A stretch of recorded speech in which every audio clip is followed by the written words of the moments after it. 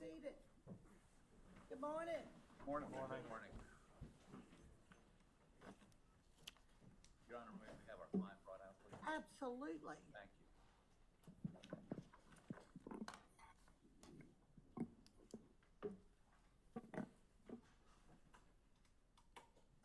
He's dressed, he's ready.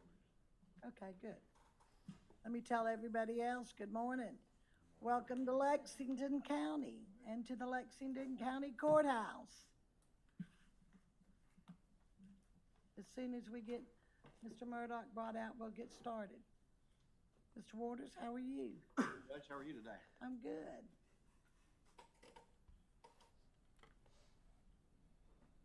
While we're waiting, let me introduce y'all to my new law clerk. This is my old law clerk. This is his last day. So you will not be emailing him anymore. This is Mary L. McKissick, and she will be the new law clerk that y'all will be getting emails from. So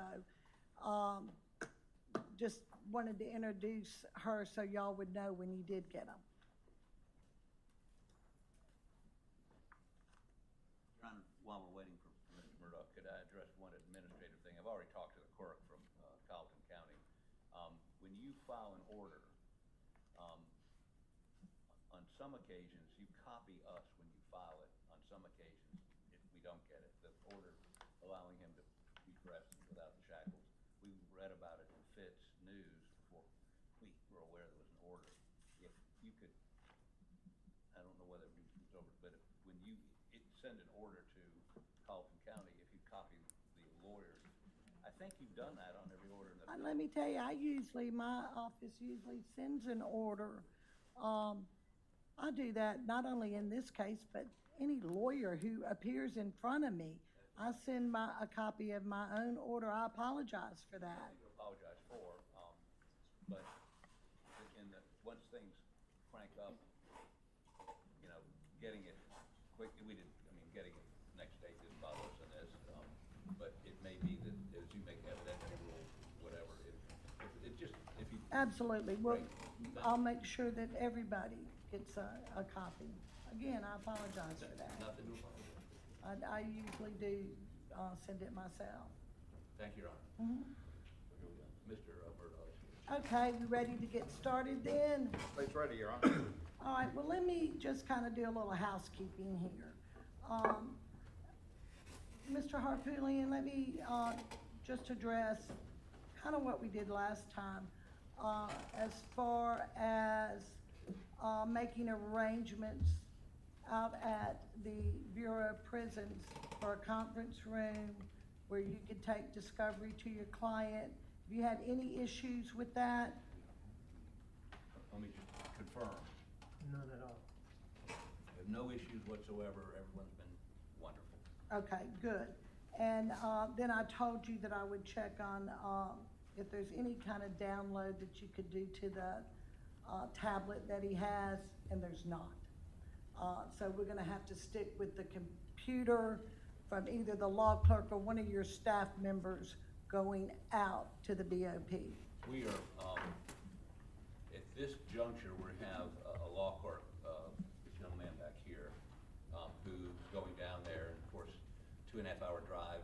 Typically, it's 2.5, 3 hours with him, and then 2.5 hour drive back. We understand. We're willing to put up with that. Okay. That's not a problem. However, we have retained some experts, and at some point, we're going to need to, and they've done this in the past for us, but we've done some FaceTime meetings with them so they can show Mr. Murdaugh I'm with you. drawings and all those sorts of things. So we're going to try to, and I don't think they're going to have a problem with that, but if we arrange for an expert to be available and we're paying them hundreds of dollars an hour, we'd like it to work seamlessly if we can. Well, if you have any problem, all you have to do is just let me know. Yes, ma'am. And we'll try to work around that. Thank you, Your Honor. Okay, we'll make sure it gets done. All right, if y'all don't mind, I've got how I want to do this hearing today. Because I plan to hear all of your motions except for 3. And I've kind of picked out the ones that I thought we could kind of go through right easily this morning. I know that both of you renewed your discovery motions and your reciprocal, discovery motions. Let me ask the state, right now, do we have any problems with discovery? Not that I'm aware of, Your Honor.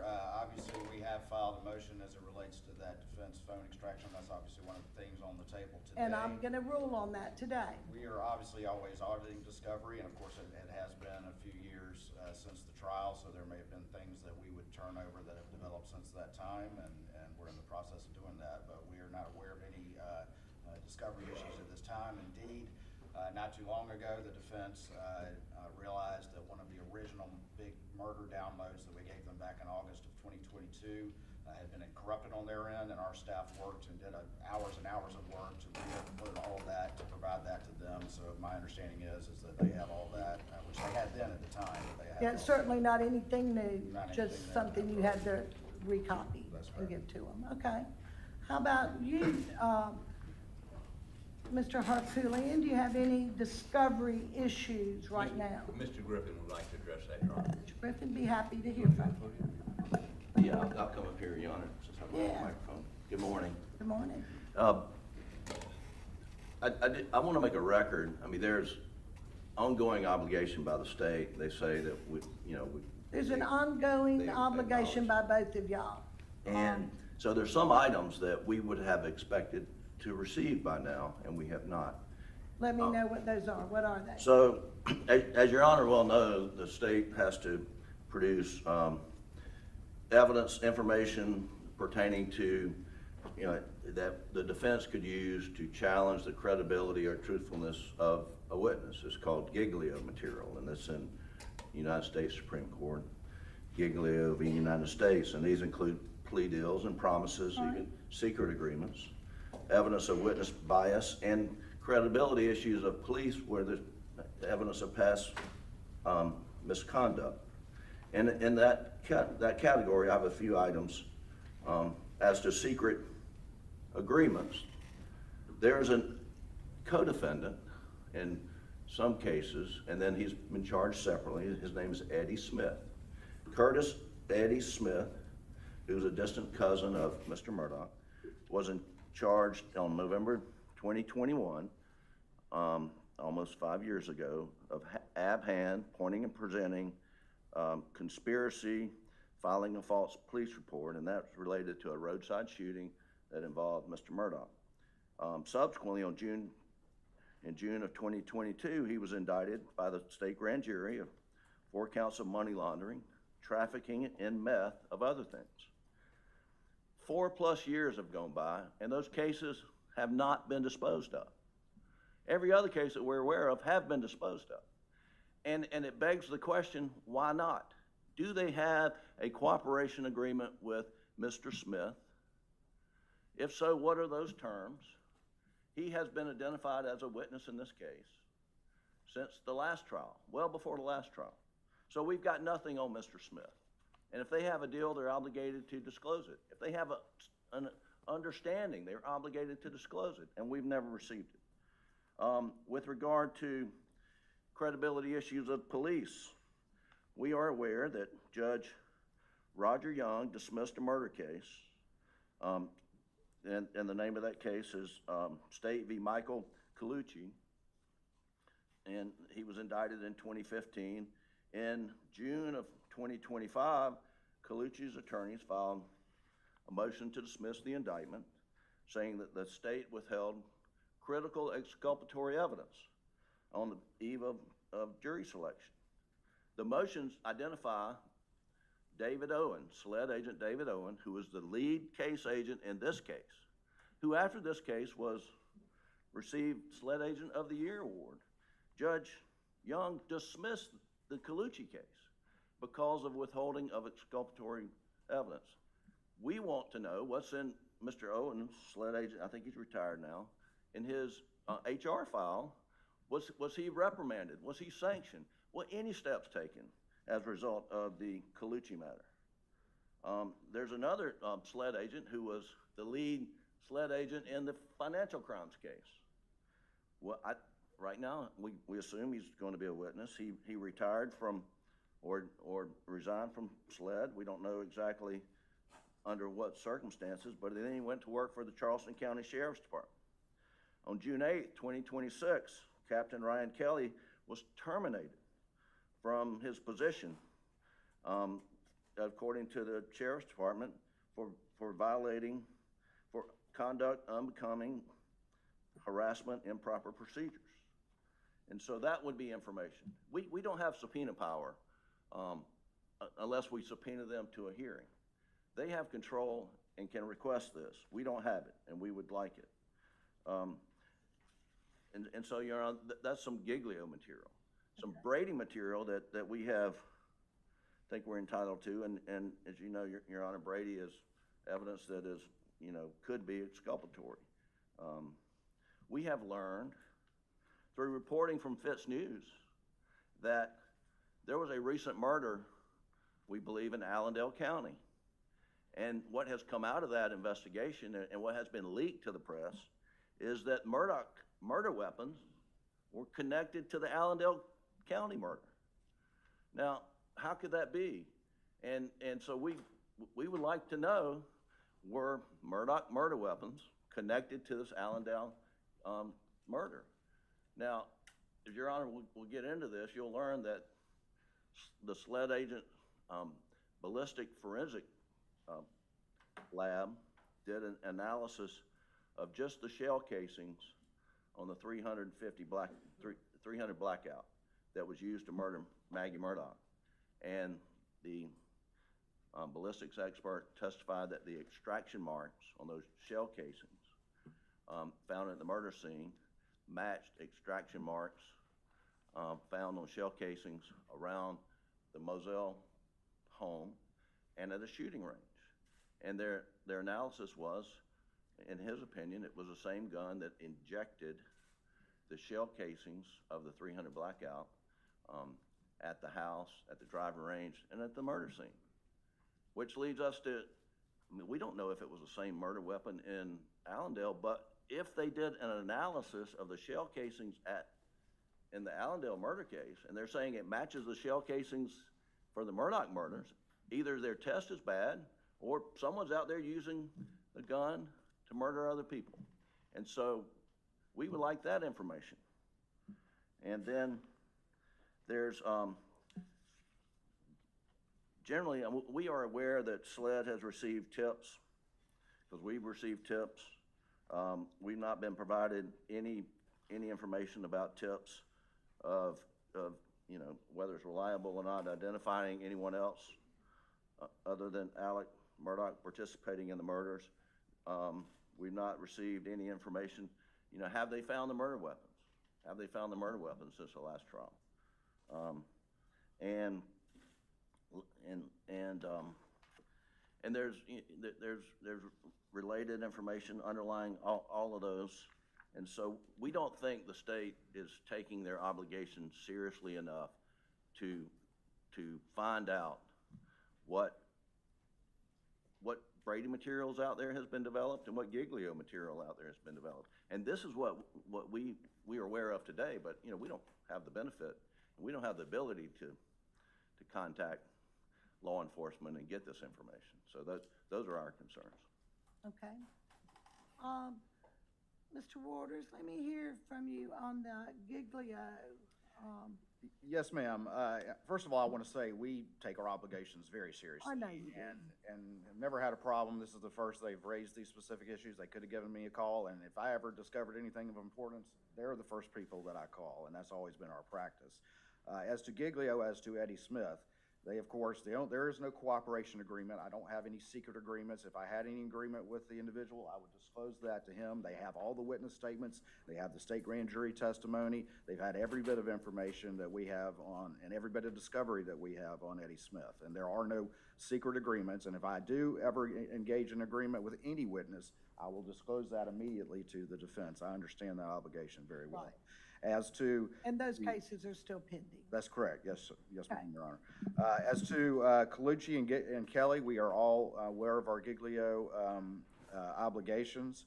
And as far as the Colucci matter, the judge, as I understand it, I wasn't involved in that matter, but ultimately dismissed that indictment just without prejudice, just to allow some additional information to be presented back to the grand jury that the individual said that he forgot. But there was no finding that he misrepresented anything. I have made inquiry, and I am not aware in any HR file of a finding of dishonesty or anything like that that would ultimately trigger Giglio. I have made those inquiries and I will renew those inquiries, and if anything is applicable there, I will immediately provide that to the defense, as we do every law enforcement witness in the case. The same thing with the termination of Ryan Kelly from Charleston. My understanding is SLED agent? he was a SLED agent. He went to Charleston County Sheriff's Office. And, you know, deputies served at will, and he was terminated. But the inquiries I've made, and my understanding is that none of that had anything to do with dishonesty or falsification of reports or anything that would go to Giglio, that they were personnel matters. I will, of course, re-verify that, and if there's anything that needs to be provided in that regard, I will, of course, provide that to the defense. But that is my understanding at this time. And again, we always renew our Giglio inquiries for any law enforcement witness that testifies as we move to trial. And obviously, if anything's forthcoming, we'll provide that. But those issues are not there. As to tips, we provided a lot of that information before. But as I said, this case was tried, over 3.5 years ago. And so we are in the process of, correlating. Heck, I get emails from all over the world to this day, but we characterize or categorize those, and there will be any sort of information, no matter how fanciful and far-fetched, and that'll be provided to the defense as well. And so again, that, as you recognize and as we recognize, that obligation is ongoing. We take it seriously, and anything that has developed since that time, we will make sure to provide to that defense. We are constantly always doing discovery audits and discovery checks. All right, well, tell me about the Allendale with I'm sorry, Your Honor. the murder weapons. That's the first I've heard of that. I have never heard the first thing about that. If somebody told me that they had matched that to the murder weapon, not only the first call again I would be making would be to them, and the second call I'd be making would be to Your Honor. That is the first I've heard of that. I've never read the Fitz article. Certainly nobody at SLED, who I communicate with on a daily basis, has said, hey, Creighton, by the way, X happened. So I will certainly look into that, but I would be flabbergasted to find out that actually had happened and no one had advised this office of that. Okay. All right. I hope that answers your questions. He's going to get back with you. He's going to double check on Agent Kelly. But to his understanding, there was no dishonesty, but that would raise the bar to Giglio. Yeah. But he's going to get back with you. As far as the murder in Allendale with the murder weapons, you certainly raised my eyebrows on that. Your Honor, throughout this case, Fitz News has been breaking stories that we were unaware of, and we can go through a long litany of that. But there was a podcast. There's a reference to what I just said to you. Maybe you could forward that to Mr. Waters and let him look at it and see if there's anything to it. But we would ask that they look into that. And I'll be the first to say, Your Honor, is that I don't watch the podcasts and I don't read the blogs. Because I try to base what I'm doing on the evidence and not on speculation that's out there in the media. But I've never heard of that thing, and I will make inquiries. But it would blow my mind if something like that had happened in SLED and not call me. I communicate them daily. Their general counsel sitting here in the gallery here today. Okay. And Your Honor, we would ask for the underlying documents on the Colucci matter involving judge's ruling, anything that was filed, anything related to the Colucci matter, and we'd On ask the one that's going back to the grand jury that was dismissed, that was referred back or dismissed without prejudice. Without prejudice, just to represent to the grand jury is my understanding. And again, my knowledge of that case is very limited. All of this really was publicly reported, and there's a public transcript in the judge's ruling, which is available to the defense. Get it from the clerk's office. Yeah. Well, we do have some materials, but we don't know if we have all the materials. And then, Agent Kelly's, documentation relating to his termination, I don't think it's just sufficient for him to say, well, I've asked and there's nothing related to misconduct, because what's publicly reported seems to be related to misconduct. Well, there's a difference between what's in a personnel file that may be That's fireable exactly right, and offenses. there's a different Exactly. avenue to go. When you're talking about law enforcement's personnel file, usually, you can ask for them, but then they come to me. And then I go through them, and in camera. And if there's anything in there that I think that needs to be reported, to both sides, not just one, but both, then I'll give it to you. Absolutely, Your Honor. We'd love for that to happen. Here, you know. I don't mind doing that. All right, thank you. That's Absolutely. fine. You just, y'all need to get together, get them. You know, I don't want anybody looking at them. It's not, I want them delivered to my office. Thank you, Your Honor. We'll Okay? get that done, Your Honor. Thank you.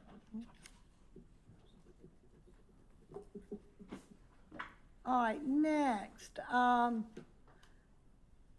Mr. Harpootlian. I think this motion should be moot.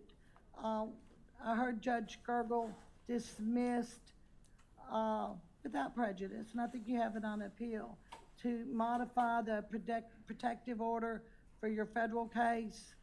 Are you gonna withdraw this and maybe refile it later after the appeal? Yes, Your Honor. That's what, We filed it before Judge Gergel precipitously dismissed the case. perfect. I figured that made this motion moot, and I could get rid of it. If you need to refile it, please feel free to do so Once after the Fourth Circuit appellate. sends it back, we'll be doing that. Okay. Then my next, motion was the state sent me a proposed order for an amended protective order. This is by consent because I received your email, Mr. Harpootlian, that you consent. Mr. Waters, what I want to make sure is because, you know, this is a new case. That means there's new filings. And in your motion for this proposed protective order, you listed a bunch of stuff. Is that included in all of this, or was that just a history, Exhibit B, that you gave me? Yes, the Exhibit B just was for, this is a new case, but I just wanted to provide the court the sort of the historical development of the protective orders and sealing orders in this case. So Why we're signing it, why I'm signing it, and y'all are agreeing to it, is that yes, right? ma'am. It was just for the court's information as to how things started, how they progressed through the first trial, and how they now set up for Your Honor. Okay, well, if you both agree, I'm gonna tell you, I'm going to sign it. I also took the liberty of putting a consent for both of you to sign. If y'all sign that, I'll have the clerk file it and take it back, to Colleton today. Want us to do it right now, Your Honor? Maybe we approach? And I'm gonna give it to the clerk, and that one's done.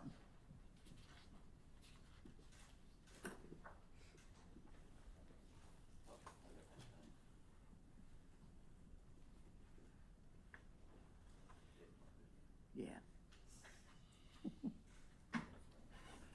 Thank you. Thank you, Your Honor. All right, now, the next motion that I wanted to hear, Mr. Harpootlian, I did not get a response from you, but this is for the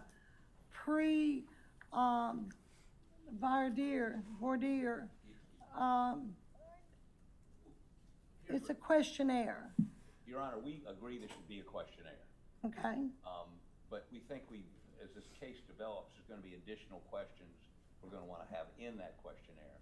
Now, what we did in Colleton, not that that matters to you much, but, what we did in Colleton was we had this questionnaire they filled out and mailed back in. And then when they got there was an additional, more case-specific, questionnaire.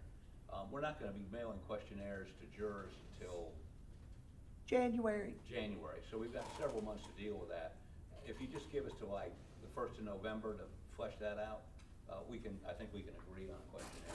Is that fine with you, Mr. Waters? Yes, ma'am, Your Honor. We worked together last time to develop this questionnaire, and obviously I think we can do that again, and then if we have any issues, we'll bring them to the court. Well, I looked at it, I thought it was great. It worked very Seems well. like it was helpful. It did. Great. Your Honor, what we didn't address in the questionnaire, and we've got a consultant we're talking to about, is do we ask in that questionnaire a level of awareness about this case? I'm not saying we should, I'm just saying Right. we're examining that, and that's why I'd like till the 1st of November. And of course, in the question, if you do a questionnaire when they get here, obviously we want to know a little bit more about their specific knowledge of the case, but so yes, we agree there needs to be a questionnaire. We may want to add some questions to that questionnaire. We're just not sure, but we will be by the 1st of November. And what we did last time, Your Honor, that worked very well is we had that questionnaire. The parties went through that questionnaire. We actually then had a dialogue where we agreed based on certain responses of jurors to exclude, and so they were already gone by consent, but we already identified ones that would need additional questioning. And then, of course, there was additional questioning with the court and the parties in private for either the jurors by their questionnaire or by responses in court that just needed further inquiry. And again, we were able to do that in 2 days.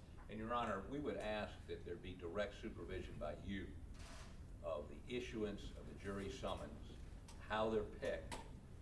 There were huge questions, obviously, after we learned of the clerk's conduct about how certain people maybe got on the venire and others did not. She was apparently excusing people, we believe, and of course this litigation would help us, litigation that's on appeal before it's going to let us develop that.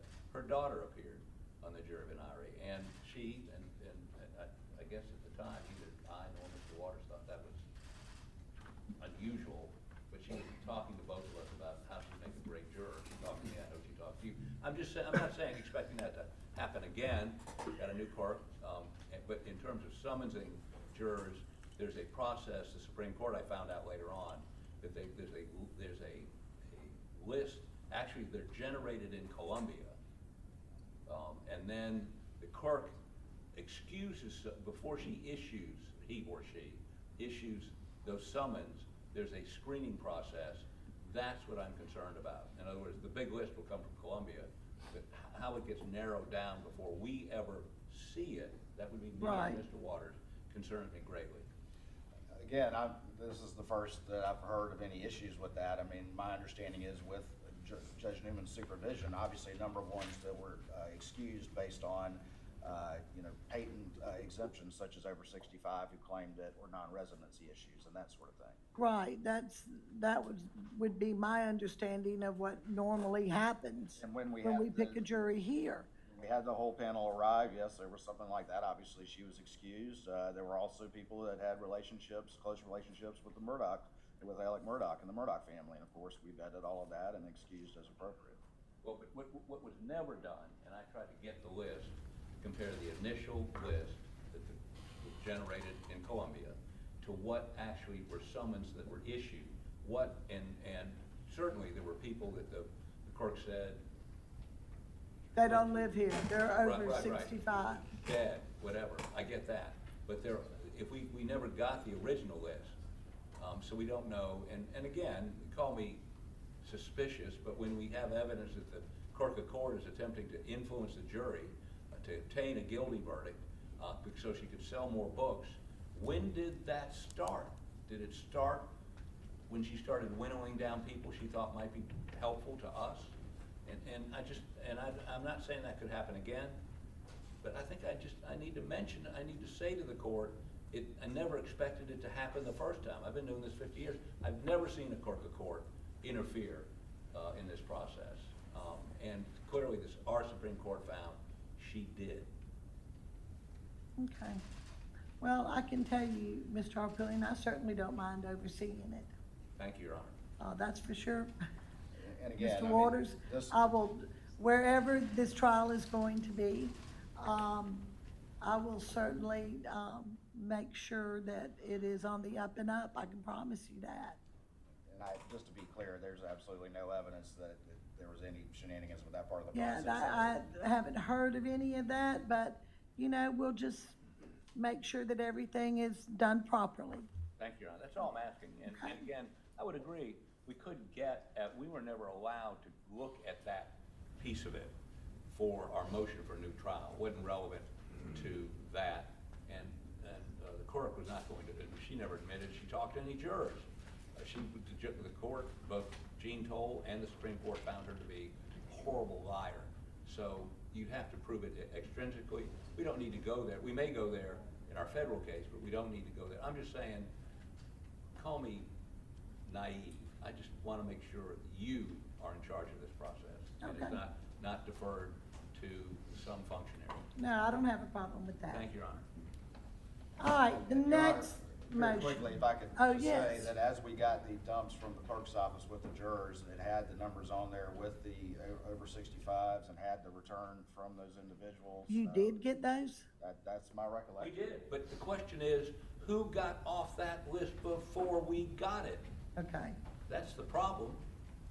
And do we have any You evidence just of want that? the original list. I want the is what original you want. list, and I want you I to, understand. I want you to have the original list. So when summons goes out, when the summons go out, you know that everybody was on that summons list was summoned unless you were told they were dead or, and again, I'm a little paranoid after our last experience, not realizing the court was trying to fix the jury. Okay. Well, I will, I'll make sure I speak with the clerk before that process. And Your Honor, certainly Mr. Waters is not vouching for her veracity and truthfulness here today. I understand that we're here because she attempted to fix the jury, right? Am I missing think something? I think he understands. Let me hear from you, Mr. Ward. Well, look, I there is think he absolutely understands no. why we're here today. You know, I went through a lot and actually, you know, suggested a lot of these procedures. Ultimately, all we were trying to do, recognizing the uniqueness of this case, and there's no denying it, is get a fair and impartial jury. And, Right. and the process that we put in place worked very well. That actually the person who was handling all that and sending out those juror responses, it was, you know, there was multiple staff involved, and all of that was under the supervision of Judge Newman. So we certainly, you know, understand what the Supreme Court ruled, but, you know, I know Your Honor will supervise whatever process, and my only goal and my only intent is to have the first screening process take place and then give us the jurors that are in play, and then we'll put together a fair process to put 12 in the box. I agree with you, Mr. Waters. I'll take care of that. You don't need to worry. Neither one of you. All right, next motion is gonna be the state's motion in limine to exclude evidence of the polygraph. Let me hear from you, Mr. Waters. Yes, ma'am, Your Honor. Your Honor, this was just a prophylactic motion in limine that we filed prior to the first trial. And again, you know, the case law is cited in there. I'm happy to detail it for Your Honor, but obviously the case law is very clear in South Carolina that polygraphs are a no-no, and that's because while they may be an investigative tool, the reliability of them is questionable. And of course, even the U.S. Department of Justice manual notes that, you know, it's not a lie detector. What it does is record physical responses that in the subjective opinion of the examiner may indicate deception, but that deception may or may not be related to concerns of guilt or innocence. And that's why the courts have always rejected those, in addition to the fact that they go to the heart of why we have courts and why we have juries, and that's of course for the ultimate determination of the truth of the matter. And so obviously from the state's perspective, if ever there's a polygraph issue or there's an interview that occurred after polygraph, we are rock solid to make sure that that witness and that you know, officer or whatever does not say the P word out loud. And that's just been the general rule. And and this is the way I do things, just like we did the financial evidence last time. We laid all our cards on the table, did a long, extensive hearing. There was no gotcha moments or anything like that, and we just asked for the same thing, that there be, you know, just sort of an in-camera ruling and an instruction that the polygraph word is not to be mentioned because, you know, again, it can be hard to unring the bell. That's right. Let me hear from you, Mr. Harpootlian or Mr. Griffin. Please, Court, Your Honor. Sure. So, generally, Mr. Waters is correct. But, and let me point out to the court, and I'll hand up a copy of the case, it's the state versus Henry, which, It's the Eastwood case, is that what you said? I'm sorry? It's the Eastwood? It's the Eastwood case. I got a copy of it. Go ahead. No, I've got a copy. So, as you know, if you've got a copy of it, the Supreme Court said there's not an absolute ban. There are circumstances under which a polygraph could be used. I mean, again, it is not a lie detector, but the question is, if somebody was confronted with the fact that they failed a polygraph, did they give it, I mean, in this case, did they give it a confession? The Eastwood case was a confession gotten. In this case, and we want to argue this more fully depending on whether or not this witness is called, Eddie Smith, who, as we've already understood, was charged with a whole bunch of stuff, had a proffer agreement with the state, and the proffer agreement was conditioned on him passing a polygraph. And as Mr. Waters knows, in other words, he had a deal, and the deal was predicated on him passing a polygraph. This is a copy of the results of that polygraph. And the polygraph was, did you kill Paul and Maggie Murdaugh? He failed it. And so they, relying on that, canceled his proffer agreement. Now, I'm not saying necessarily that's admissible on cross, but I am saying that it's an issue, not now, but much closer to trial, that we need to be able to litigate. And there may be others. We're not, again, we're going back through, I will tell you, Mr. Murdaugh passed a polygraph, flying colors. So, the same polygrapher. So, it may play a role in this trial. I'm not willing to concede that not under any circumstances can a polygraph ever be used. I'm just giving you this example of Eddie Smith failing the polygraph and them relying on it to cancel his deal. Now, that's what our understanding is from the limited documents. They never called Eddie Smith in the first trial, which we were shocked by. But should they call him in the second trial, we may want to go into this. But so I would ask you not to issue an order prohibiting any mention of polygraph with this guarantee. We would not mention polygraph in a courtroom with a jury until given permission by Your Honor to do so. All right, well, let me tell you, anything else from the, Mr. Waters? Well, Your Honor, just to correct one thing, there's never been any sort of deal with Eddie Smith. The proffer is not a deal. It says in big bold letters, this is not a cooperation agreement. It is only, essentially a first aid provision.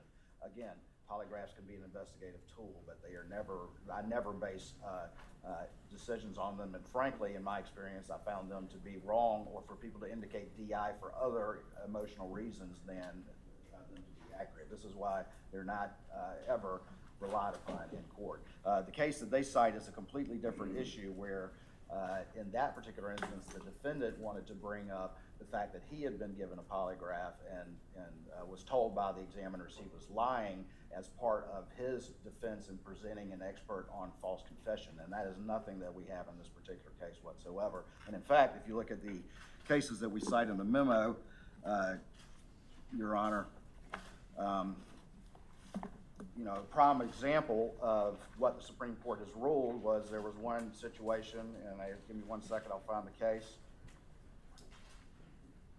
That would be State v. Counsel, which is the seminal case on that. And in that particular case, there was another witness who took a polygraph on, were you present, were you involved, and DI was shown, deception indicated was shown. And of course, the court said that because a polygraph cannot reliably show truth, it's of no assisting to the jury because it doesn't show anything. So that's a vastly different situation, more akin to what we have here, where the Supreme Court has already said no, than the situation in the Eastwood case, where that false confession and this aspect of it was crucial to that expert's opinion. Okay, thank you. Very, very briefly. It was a proffer agreement. And the proffer is, you're going to tell us stuff, and if you pass the polygraph, we can go to the next step, which would be perhaps giving him something for his testimony. They were using it as a screening device, no question about it. But he failed the polygraph, so he didn't get the deal. He's right, he doesn't have a deal as far as we know. And the reason he doesn't have a deal is he failed the polygraph. Now, whether we get to talk to a jury about that 9 months from now is an issue altogether different. But all I'm saying is, we would ask you not to issue an order blanket order prohibiting the mention of polygraph, although I will concede I would not do that without having a pretrial, the in-camera hearing of some sort and getting clearance from you. Well, that's going to be my ruling, Mr. Harpootlian. I'm going to rule that the results of a polygraph examination are not admissible, as well as the defendant's willingness or refusal to submit to a polygraph. And I'm going to tell you now, there is to be no mention of a polygraph test before the jury. This ruling is based on counsel and case and the Palmer case. Should the defense seek to introduce any evidence or testimony or reference concerning a polygraph examination, you must notify the court and obtain a ruling outside of the presence of the jury, or risk this case being a mistrial. You understand? Well, I think, Your Honor, you probably shouldn't threaten mistrial. You should start contempt. Contempt. Yeah, you don't want me to hold you in contempt, Mr. Well, I don't want you Harpootlian. to mistry the case. And I might mistry it if you start screaming polygraph. So without letting me know beforehand. You understand? I want to make sure everybody's on the same page. I got it. I think I suggested it. I agree with you. I Okay. just wanted you to know there are circumstances, and that's one where we may seek to do that. We're not going to do it without getting your approval, and Perfect. that may come up in the context of his testimony. He may say something that. I mean, you never know what happens at trial. Right. I'm just telling you, right now, I'm telling you, a polygraph is not admissible. If you're going to bring it up, you need to let me know first, and then we'll have an in-camera hearing. Thank you, Your Honor. Any objection, Mr. Waters? None at all, Your Honor. All right, then let's move on to the next motion. The next is the state's motion in limine to allow the state's use of the defendant's prior testimony in retrial. Let me hear from you, Mr. Waters. I've done a lot of research on your motion. Yes, ma'am, Your Honor. Obviously, at the first trial, Mr. Murdaugh, who of course had given multiple statements to the police, in which he said he had never been down at the kennels. He had told all his law partners, all his friends, all his family that he had never been down at the kennels either. And obviously, during the state's case in chief, we presented witness after witness who knew him very, very well, saying 100% that's his voice on the kennel video, which again was taken at the scene with the victims and according to the timeline just moments before they died. And so he ultimately, with the full waiver with Judge Newman, said, I'm going to testify and I want to testify. And of course, right out of the gate, the first series of questions asked by Mr. Griffin on direct examination was an explanation of why did you lie about being down at the kennels. It was the most important issue in the case at that point. Obviously, as a general rule, under Harrison, a defendant's testimony at a former trial is admissible, and I'll get to the statute in a second. And then I'll also, of course, under Rule 804A1, it would be admissible, of course, based on unavailability, assuming that he would refuse to or exercise his Fifth Amendment right at a second trial. The issue, of course, boils down to the statute. And of course, the statute says that the testimony of a defendant in a criminal case shall not be afterwards used against the defendant in any other criminal case except upon an indictment for perjury.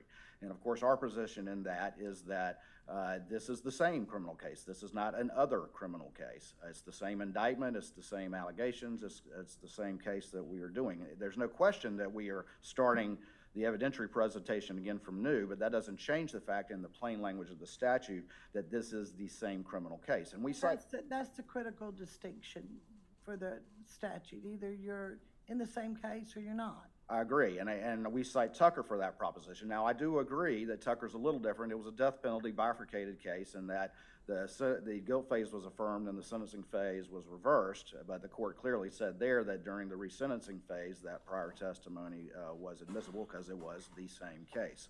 Now, the defense obviously argues that because of the Supreme Court's guidance on the financial issues, that ultimately his decision to testify is somehow impelled by that, and we would respond to that in two ways. Number one is the first thing is it's very clear that the most important reason for him, quote, "I want to testify," is that he had to explain that kennel video, which again was the most important issue for the defendant to testify. Secondly, as we look at the opinion, and obviously I know you've deferred on the motive evidence, and we'll get to that at a later time, of course.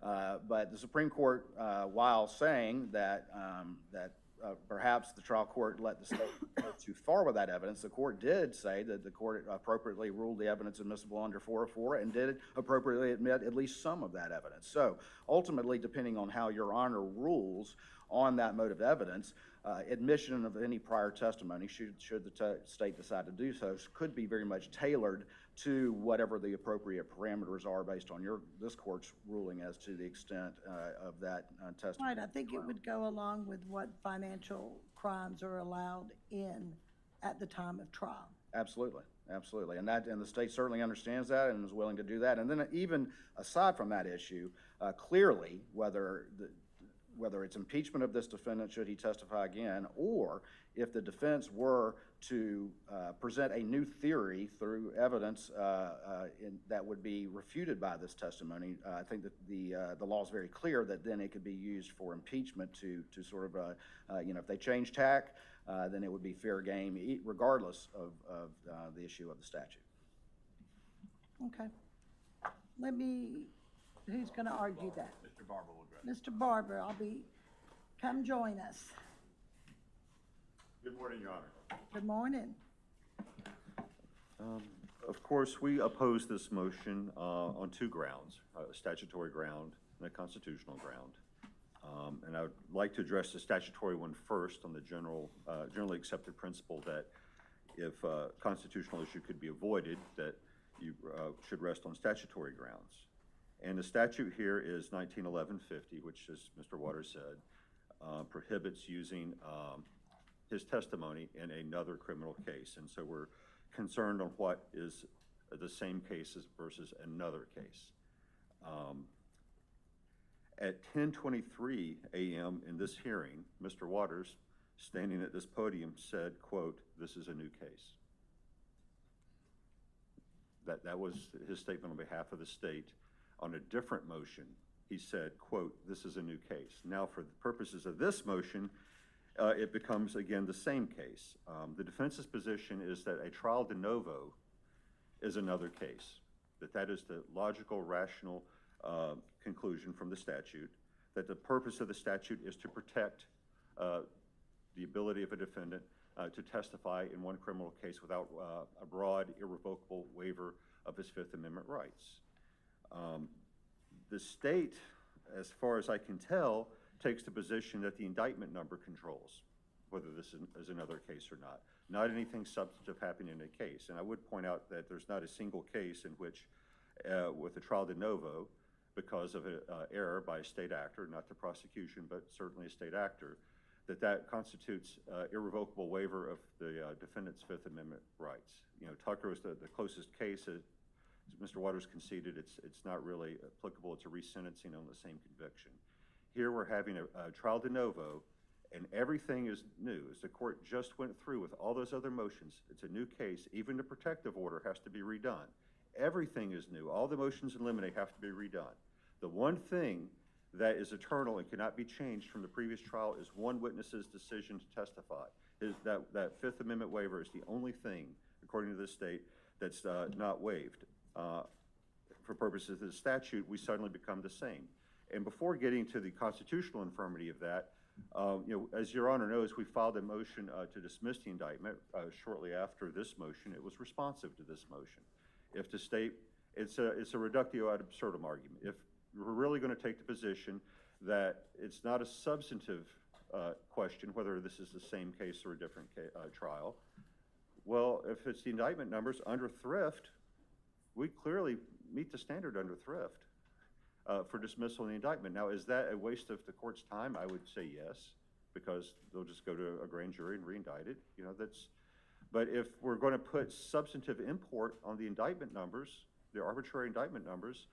Well, the grand jury, we have testimony from the first trial that the grand jury was presented evidence that the state admitted in its reply closing argument was incompetent, which the witness also admitted was incompetent. We have, if you look at that very lengthy motion for sanctions that's still pending, it's a colorable claim of misconduct. I would point out in Thrift, the Supreme Court explicitly held there was no misconduct, but because there's a colorable case for it, which is the least possible burden, well, fabricated evidence, well, it's a colorable claim of misconduct. Okay, is it prejudicial? Well, it would be the only direct evidence linking the accused to the crime, the only direct forensic evidence, something that would prove his guilt that must be prejudicial. So we meet the Thrift requirements.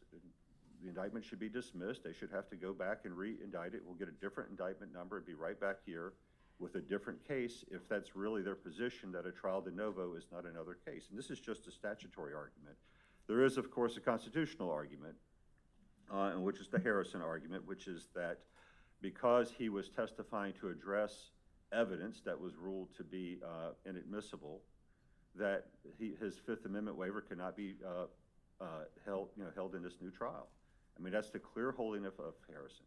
It clearly, in Simmons as well, which was a suppression hearing, that in that case, someone testified in a suppression hearing, and electing to assert that Fourth Amendment right in a suppression hearing, you're not required to waive other constitutional rights.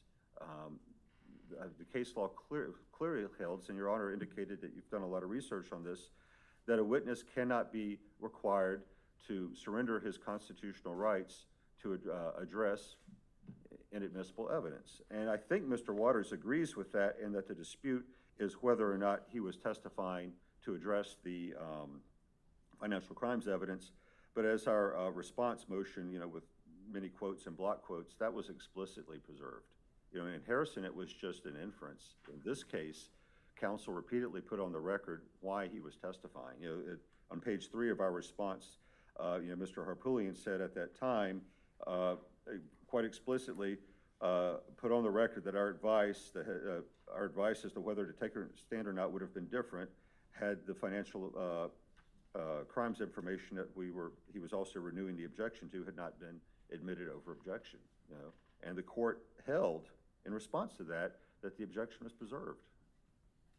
So here we are. Harrison directly prohibits this, though I would suggest to Your Honor that the statute would be an easier ruling because there's no reason to reach a constitutional question. This is another case which we just said a dozen times when discussing previous motions. Thank you. Thank you, Your Honor. Any response, Mr. Waters? Very briefly, Your Honor. First of all, just because I just got this from General Counsel at SLED, that there was a 300 blackout that was used in Allendale. However, it was entered into IBIS, and there have been no leads or no matches on that. So that's what I was just informed. Is that going back to the prior motion? to the prior where the blackout was And I'll find out more, but it does. said to have been used in another murder in Allendale or somewhere? You understand that, Mr. Griffin? Okay.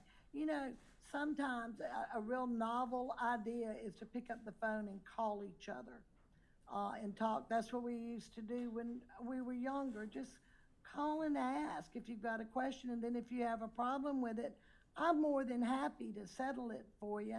I hate that we have to do this in court. I do. It's easier just to, now we can email you. If you don't want to talk to each other, you can just email each other. Say, hey, you heard about this? I have never not taken a call from these gentlemen. Love talking to them. Yes, sir, Mr. Harpootlian. Loves talking to me. I did. He did. So maybe you ought to pick up the phone and call him. Maybe they need to start drug testing it. In all seriousness, I have never questioned Mr. Waters' integrity. But as a result of this case, I cannot help but question the SLED lab integrity and the SLED agency. I understand, but see how easy it was for him to make a phone call and turn around and give Mr. Griffin an answer. So, okay, and the answer is SWED entered it into some database and got no matches. Did they pull the shell casings from the Murdaugh trial and compare them to the shell casings to this? And that's not what I heard. That's not what I heard. And remember now, and if you've read the sanctions motion, they misled Mr. Waters about the blood spatter for months. And, you know, and misled us, and misled an expert. That was the SWED lab. And when we talk about DNA in a little while, that's the context in which we are approaching this case, because we were lied to, the grand jury was lied to by SWED, and he was lied to. So I appreciate the fact he calls, and I was a prosecutor for a while. Trust, but verify when dealing with police officers who Well, I'm make sure he'd mistakes. be happy to do that for you. I think I have personally been involved in the indictment of 7 sheriffs and multiple police officers. If I had any evidence, anybody intentionally fabricated evidence, I don't play that. There is a difference between, Mr. Harper, excuse me. Let him finish, let him There is a finish. difference between where mistakes or the 2 ships passed in the night and intentional fabrication. That might be their characterization, but that's not what the evidence reveals, and obviously that'll be something that we'll discuss later on. But I will obviously look into that more, but IBAN is the database where you put guns in, kind of like the fingerprint database, and then it gives you hits whether it shows up with other crimes.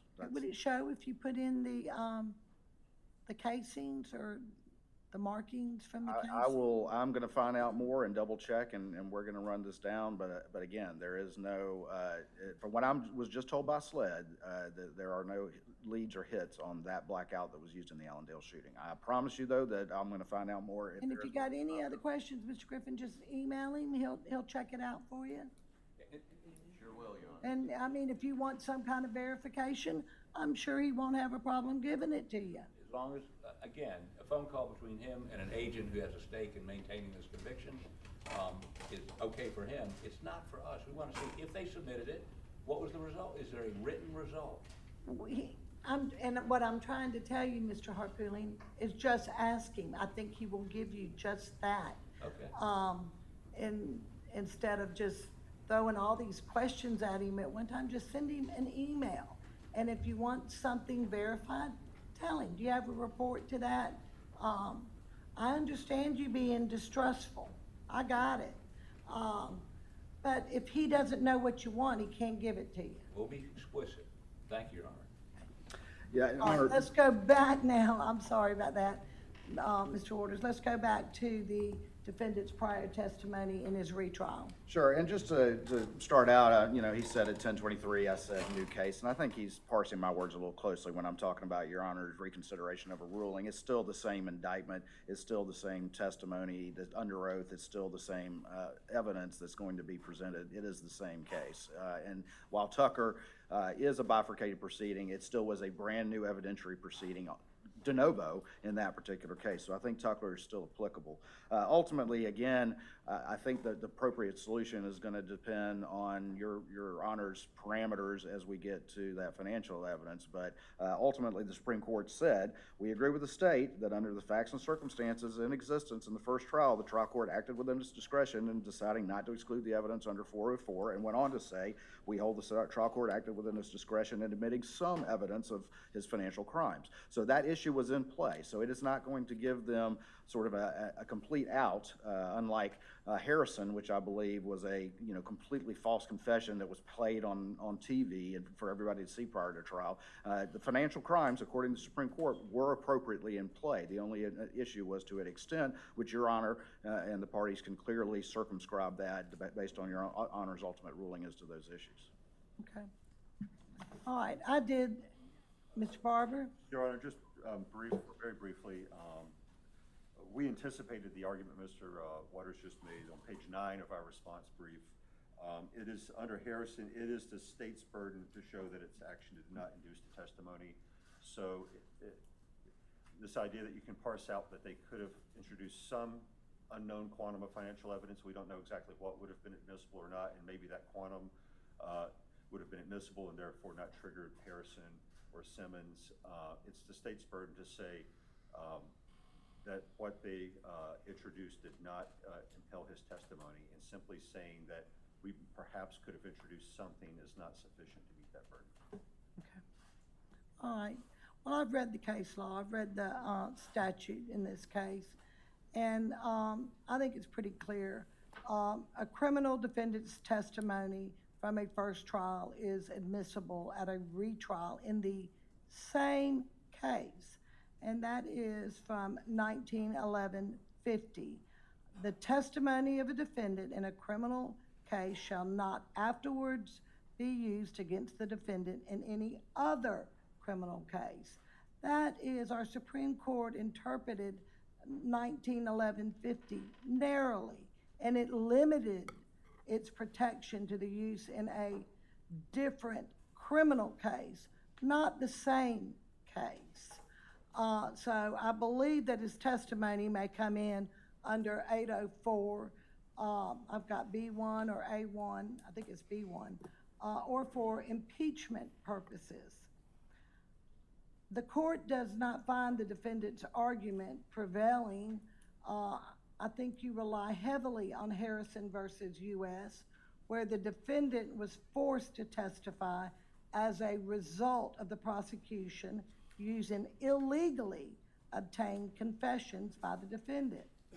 Here, the defense argues that the evidentiary decision of the trial judge to allow evidence of the financial crimes coerced the defendant into testifying. However, I went and looked at the ruling again from our Supreme Court. The court ruled that the evidence of the financial crimes in this case is admissible in the new trial, so long as it is probative to the murders. Accordingly, this is inherently different as an evidentiary issue versus illegal conduct. Now, with all that said, I don't know, Mr. Harpootlian or Mr. Barber, what the state intends to introduce as in their case in chief. I don't know what financial crimes are going to be allowed in and what's not going to be allowed in. If it's not allowed in, certainly that testimony related to it. It's all subject to rules of evidence. If it's not relevant, it's not in your case in chief, then that prior testimony is not coming in. Obviously, I think you agree with that. Yes, ma'am. But I do think, when you testify in a case, there's consequences. Testifying and not testifying, there's consequences. You don't get to tell your story, but then you're also at the peril of cross-examination, and it's sworn testimony. So I'm going to allow it in, subject to what is being testified to in the trial. Okay? Your Honor, for the record, we would respectfully Disagree? disagree. Are you going to issue a formal written order, or is that your ruling? That was going to be my ruling. Fine. And of course, we would renew it when it becomes relevant, but I just want to make sure we're not perceived to have waived an objection to that. Sure, I'm not going to let you waive any objections. You can take objections to all my rulings at the end if you'd like, and we'll put it on. It'll be on the record. We'll revisit it again at trial. Thank you, Your Honor. Okay. All right.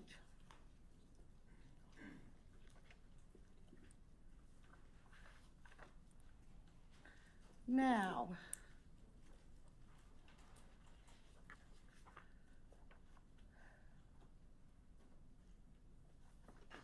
let me go to the state's motion as to the privilege review of the defendant's phone and the motion to compel defense to turn over the digital evidence.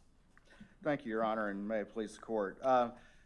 Just to kind of set the table a little bit, and I know we have done so in our motion, the night of the murders, Mr.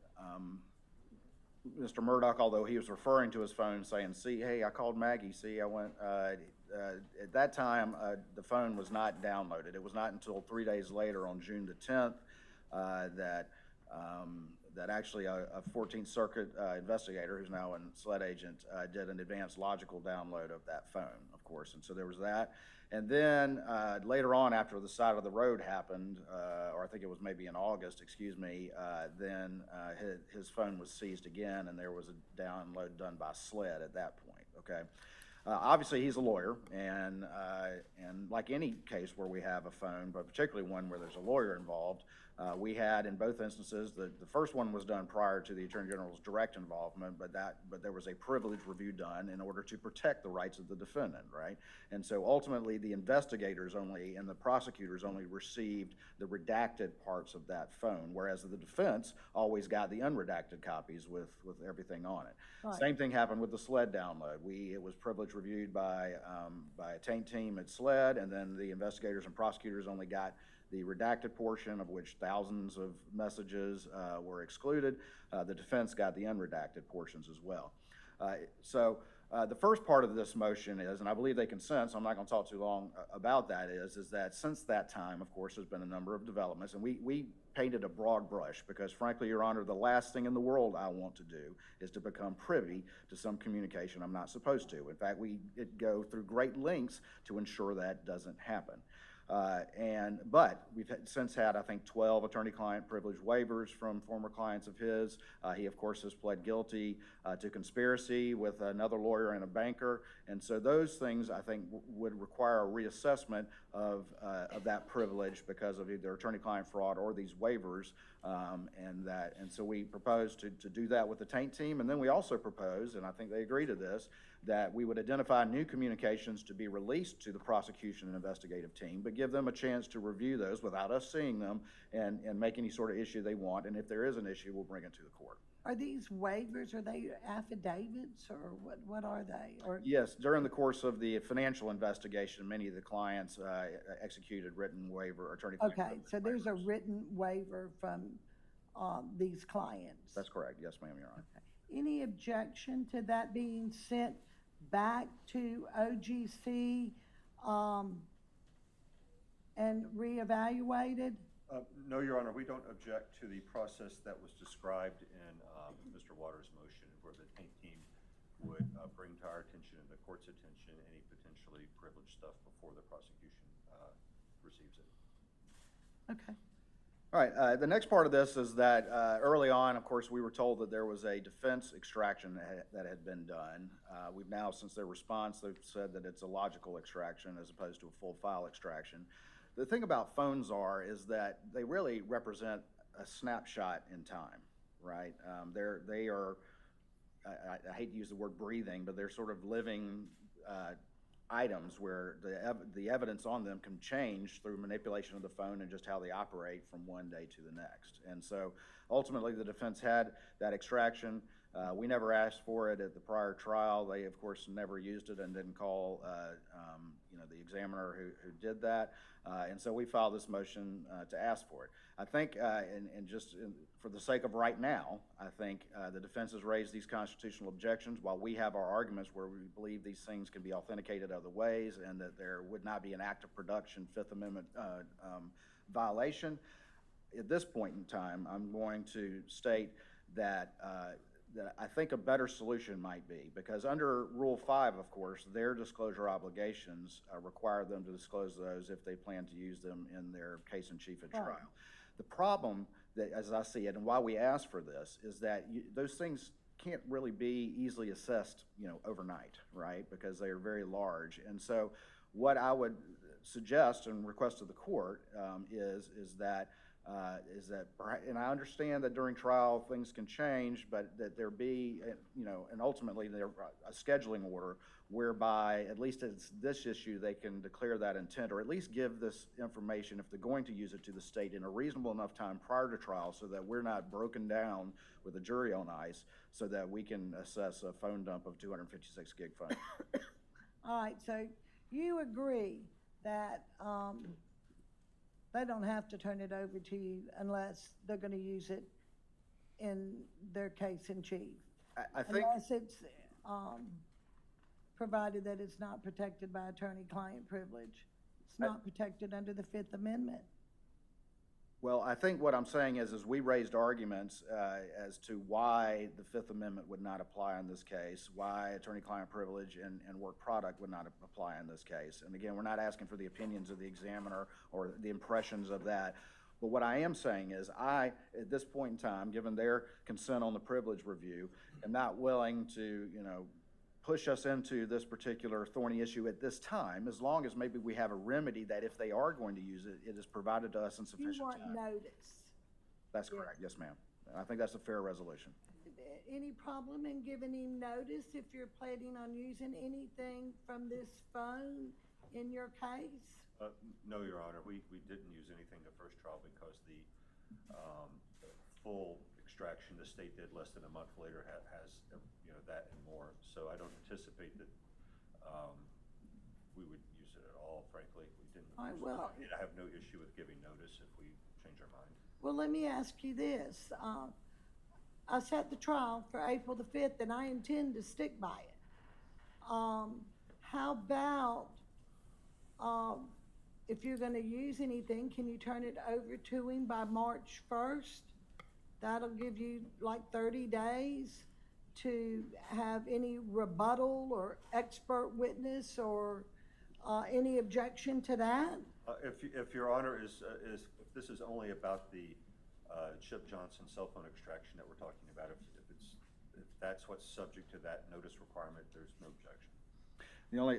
Thank you, Your Honor, that's absolutely acceptable. The only other thing I would just ask, and I'm sure they would do that anyway, is that as we work out these issues, that any extraction be preserved during the course. March 1st deadline. Okay, I March think 1st. that takes care of that issue, Your Honor. Perfect. But we're just going right through these.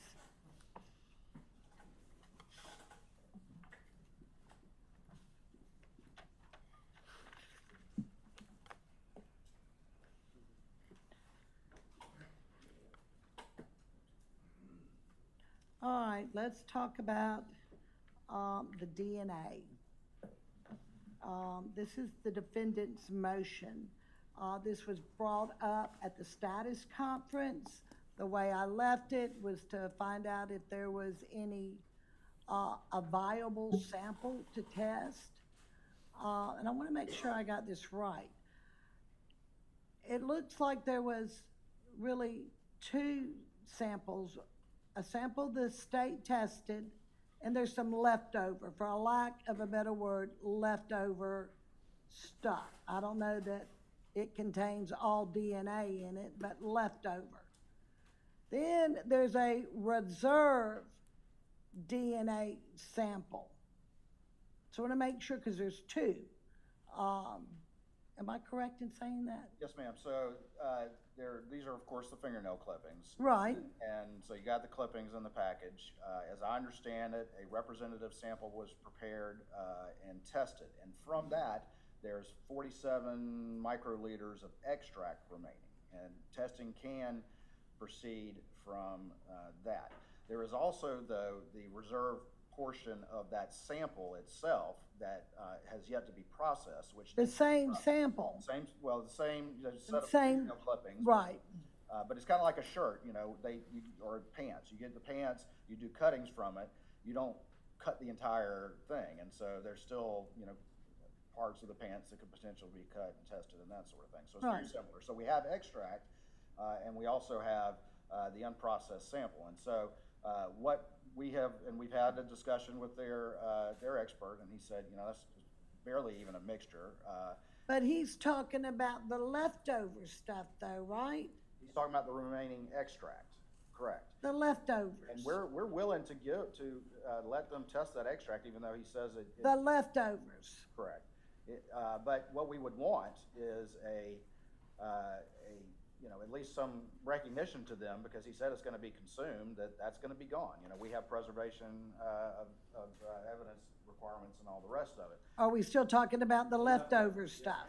And then on the unprocessed, what we have said is that we will process and quantify that and then stop, okay? And at that point, we will know the quantification. We will also know the likelihood, which is highly likely, that there will be leftovers from that, from which that the defense could have that as well. And so we're willing to do that in conjunction with and in discussion with the defense and their expert, which is an extremely fair way that all parties have access to all. I read your motion. I was just, Mr. Griffin, you arguing this? Yes, Your Honor.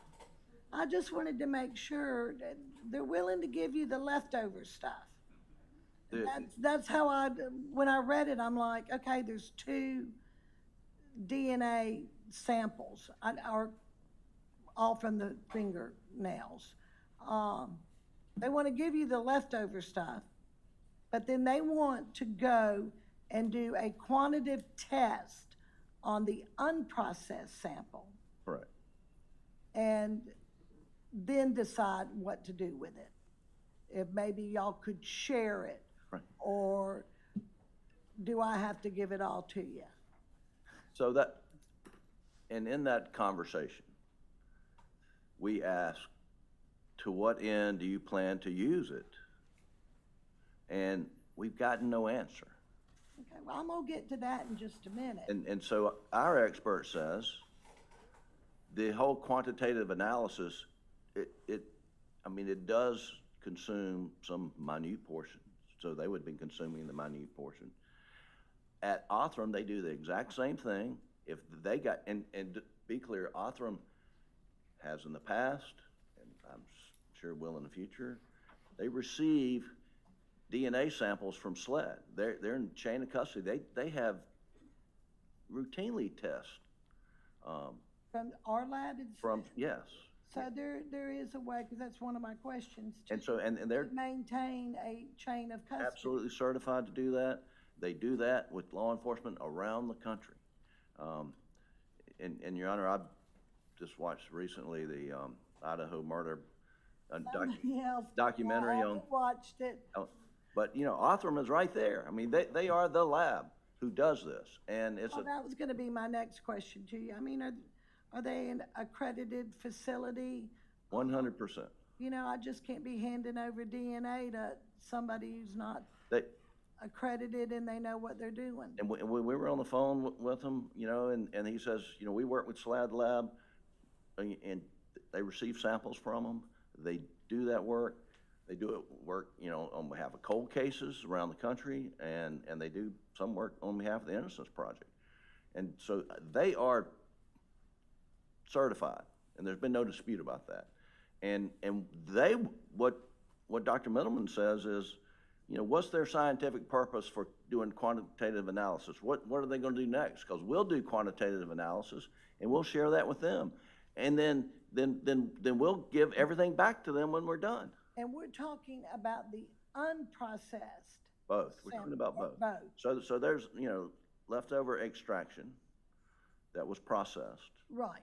and we want to test that, and then we want to have the unprocessed and to do a quantitative analysis and then include that in the testing.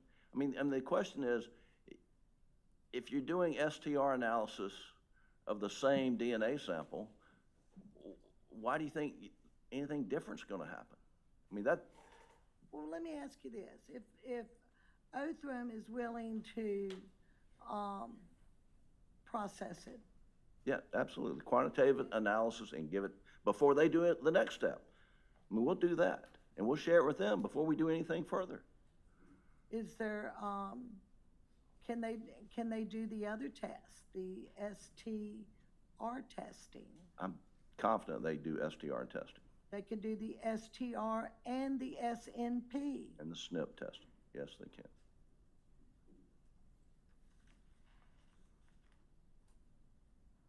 And that's what. And we also, And let me make sure I got this right, because the SNP is really different from the STR. Those results are based and compared against, like CODIS, known samples. STR is. The STR. The SNP is a bigger, I want to say a bigger database, because it's Well, genetic. So like all the people who 23andMe. 23andMe and all the other If you or I or anybody in the agencies. courtroom gets a sample, submits it to 23andMe, that's a SNP analysis, and that uses a whole lot more of the genome, a whole lot more of the DNA. Not that it's going to give you the one individual, but what it might give you, and no guarantees, is a family tree that you can trace back. Is that right? Absolutely. Okay.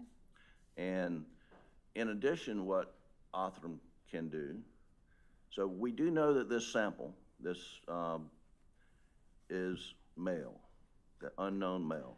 So there's Y chromosome in that sample. Othram can test and analyze that Y chromosome, and depending on how much it is, they can go back to origin. Like, is it an Asian? Is it a white male? Is it, I mean, and they're able to do that. And so they have so much more capacity than the SLED lab. And it's expensive, and we're wasting time, and we want to pay for it, and we want to get on with it. Well, I already told you I'd let you pay for it. That's a given. That's going to happen. How long is it going to take them to do it? Well, we put in our supplemental memo that it would take 60 to 90 days. I mean, honestly, he says, you know, we'll make it a priority. We can do it in 60 days. And I said, well, how about, don't say that. Let me say 90 days. But, you know, but what we'd like to do is have it all at one time so we can do it all at one time. I understand that. But let me ask you this. What does your expert say about having something left over that they can give and share with the state? Do they think if they had it all, is there something going to be left over to give to the state? So they want to do their STR test again. So we would know that, Your Honor, after the quantitative analysis, that we would like to author them to do, and then we would like to share that with the SLED lab.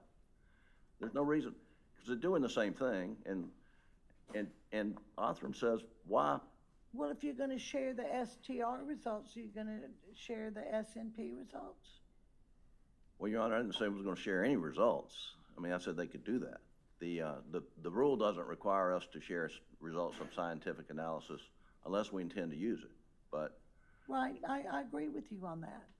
But I'm asking, if they wanted, you volunteering to do the STR, which they want to do also. Well, I'm not sure they want to do that, Your Honor. I haven't heard that. I've said, to what end do you want to use this after doing a quantitative analysis? Well, what are you going to do with it? You know, you going to do the same thing twice? You expect a different result? I promise you they're not going to do that, because then that would pretty much cause their lab to be, the credibility to be challenged at that lab. They do the same test, get two different results. I mean, we're talking about the same sample, Your Honor. We're not, and they know the mixture. And they tell us the mixture is 99% Maggie Murdaugh and 1% unknown male. So, I mean, they've got that information. But we'll do the quantitative analysis. We'll come back and, you know, share that with them. And then, you know, if they, you know, I don't know that, you know, we want to do STR. But you can't tell me that you can share it with them, because you don't know yet, because we don't know how much is there to share. Right, and so what I'm saying is we do the quantitative analysis, then we would know, have an idea of, you know, if we're going to use it all or not. I mean, they didn't use it all when they took their sample, and so there's extract. There will be extract that can be sent back, and we, Othram will work off the extract that they, you know, they mix it with a mixture, they put it in their DNA, you know, holding devices, and Othram will do the same thing.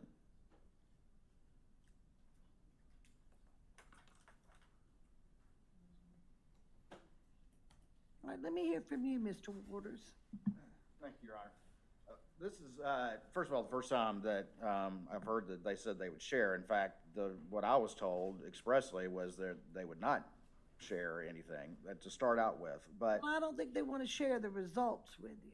all right. okay? Yeah. Is what they're saying. However, you know, if they want to do the STR, I think I'd make them share the results with you on the STR. They want to do the SNP for themselves, and they don't have to share it with you under the rules of discovery. Okay, well, and so, first of all, I was informed. Unless they use it in their case in chief. Right, and hopefully with sufficient notice. But my understanding is, and I was just, texted this, is that they are not accredited in STR. They are accredited in the SNP testing. Okay. But to explain what this is, and so it's kind of, there's a bag full, as I understand it, and this was recently explained to me, there's a bag full of, the little fingernail clippings, okay? And they pick out a representative sample and put it in a tube and shake it up, and that's from what's generated. And then you have the remaining portions of that item that are in that bag. And so that's what needs to be processed. So it's not a question of necessarily doing the same thing over. It would be like taking a different cutting from an item of clothing. Right, you might have a little bit of DNA over here, and then you might have it on the other side of your fingernail, a little bit more. Correct. And so there is the chance that there could be something that comes out differently. And so SLED can turn around this quant in a couple of weeks. And again, there's nothing to indicate, and this is what I suggested, is that we would do the quantification and the processing and stop. Okay, we're not going to proceed forward with STR on it without calling the defense and letting them interface with their expert. And at that point, we'll know, which is probably likely, that there'll be enough for SLED to do STR or YSTR, and there'll be enough extract for them to do what they want. But their own expert has indicated, with the quantification for the leftovers, that it's 3 alleles. He's like, that's hardly even a mixture. It's over 99-1. He's like, That's the leftover. Right, stuff. that's true. But he says there's Not the unprocessed. They want it all, so maybe they can get something to test. and I am happy to facilitate that, but we have to have a fair access to that second half as well. And that's what we're offering to do, and to do that with the defense. So, again, SLED has the burden of proof. SLED, or the state has the burden of proof. Well, SLED has custody. You can't tell me either that if you prepare the reserve sample, that there's going to be enough for them to do the SNP test. What I can tell you is that we will do the processing in quant, and that will stop. And that's when we will know, and then we can discuss that. Is there going to be enough just for STR? Is there going to be enough for one? If that's the case, then we can talk about that issue. Or what's more likely is there's enough for column A and enough for column B. But there's going to be no prejudice to that if SLED does the processing in the quant, and that's what I proposed to them, which is fair to both sides, and we will stop and have a conversation with them before proceeding so that there's no prejudice to either side. Let me. They've had 5 years, and we're on appeal for a while, but from 21 to 23, they did all the testing they wanted to do, and now we've come up and asked to test it, and guess what? Oh, we want to test it. Well, they've already tested it, and now because we asked to test it, they want to take control of our testing? I mean, that's not fair. Well, I got it. Let me ask you something. Do you know if you can do an SNP and an STR test from the same sample? I don't know the answer The to that, Your SNP Honor. first and then do the STR? I personally don't know the answer. We Do can you find know, the Mr. answer out. Waters? We can find the answer out. But I'm sorry, Your Honor. I was just wondering if he did the SNP, the SNP test first, can you take that same sample and do the STR? As I understand it, we have to process and get to quant, and then we will have an idea of what sort of sample that we have. And then, as I said before, then we can have a discussion with the defense and see, what we have and whether there's enough for this, that, or the other thing. And we can have a discussion, and again, I'm here to be completely fair, and this is a fair process for both sides, and if there's a dispute, then we can come back to Your Honor. But I think SLED, who has custody of this evidence, should do that processing and that quant, at which point we will stop. There will be no prejudice to either side. We'll know what we're dealing with, and we can talk to Dr. Middleman, we can talk to the SLED lab and say, is there enough for column A and enough for column B? And I want to correct something. Let me ask you this, are you expecting a different result from your retesting of this sample on the STR? I'm not expecting a different result, but there's always the chance, just like if there was a different cutting from the same clothing. or a different part of the swab. It's always a chance. But that's why with best practices, and I gave you the memo, that reserve sample is kept. And then we're talking about fundamentally burning it all up, and that's fine. It is best practice for a law enforcement agency, particularly with the Preservation of Evidence Act, to keep stuff in reserve. But if we're gonna burn it, then it needs to be burned in a fashion that is fair to both sides. We can rush job this quantum processing. There'll be no prejudice to either side. Stop there, and I'll talk with the defense. And if again, Dr. Middleman already said with the 3 alleles and the leftovers that it's unlikely that he can do anything with that. But we'll have that conversation. We can do the quant analysis and share it with them, Your Honor. We can do the quant analysis.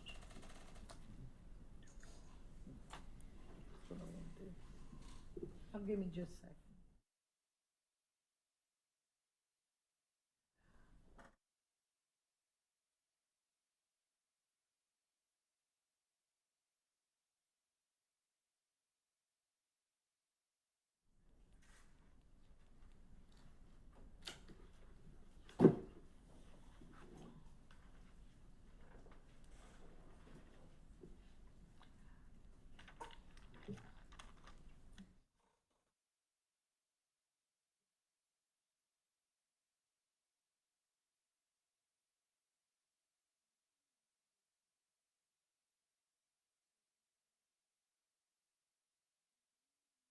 If Othram is accredited to do STR? He says they're not. I don't know the answer to that. And Your Honor, I would accept that they're not, but Okay. I need to correct. I think I said they're not accredited in either STR or STP. It's just STR. They're not accredited in, according to what I'm advised. Okay, that they're not. Yes, ma'am. but they are in SNP. Okay.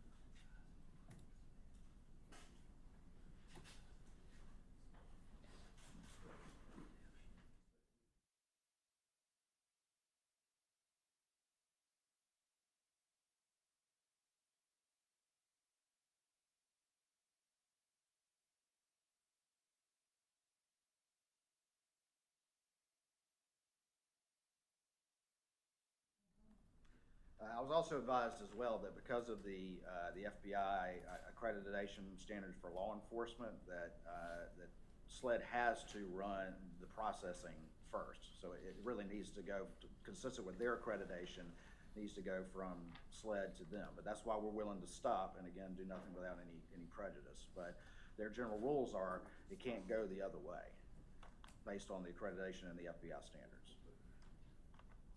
Have any response to that? He's saying that if I let you go, let Othram do the analysis first, that then their STR won't be accredited. You know anything about that? I don't know anything about that, Your Honor, but let's step back and look where we are. We're at the defendant. He's asking for this. Who can complain? It's only us, and we can't complain if the court orders SLED to do something that we've asked for. I don't think it jeopardizes SLED's accreditation because in one single case, which they've had. It's not often that I get the defense asking for DNA. That doesn't happen very often. Well, there's a lot in this case that you're going to find out doesn't happen very often. But this is one of them, and so, Your Honor, they do quantitative analysis as part of their accreditation. I mean, it's not like they're doing something that's outside Othram's accreditation. I mean, they are accredited. Let me ask you. I mean, what harm would it be? Because if I give you the leftovers, they've already done the quantitative analysis on it. Is that right? Give them the leftovers. If I give you the leftovers and let them do the quantitative analysis on that and then hand it over to you, so whatever left over, they did the quantitative analysis, you could give back to them and they can do their STR. What's wrong with that? That way they can keep their accreditation for their STR. I'm just trying, what if he gets a different result? And he wants to use it at trial? And I'm trying to make sure you get your SNAP test. And I'm gonna make sure that you get it. You know, and from talking to Dr. Middleman, he says to me, what's scientific purpose or do they want to do this? What's their next step? If there's no next step, then there's a risk when you do quantitative analysis that it will get destroyed. And why take that risk? Now, first time I've ever heard him say, and you talk about we need to communicate, I've emailed him, we've had conversations about this, and I've said, what's the scientific basis? What do you plan to do with this once you do this thing and stop? And today, for the first time, he says STR analysis. I've not heard that before. But I thought I saw it in his motion. Did I not, Mr. Waters? And also in an email to Mr. Griffin as well. Well, I overlooked that too, but still. I can find it.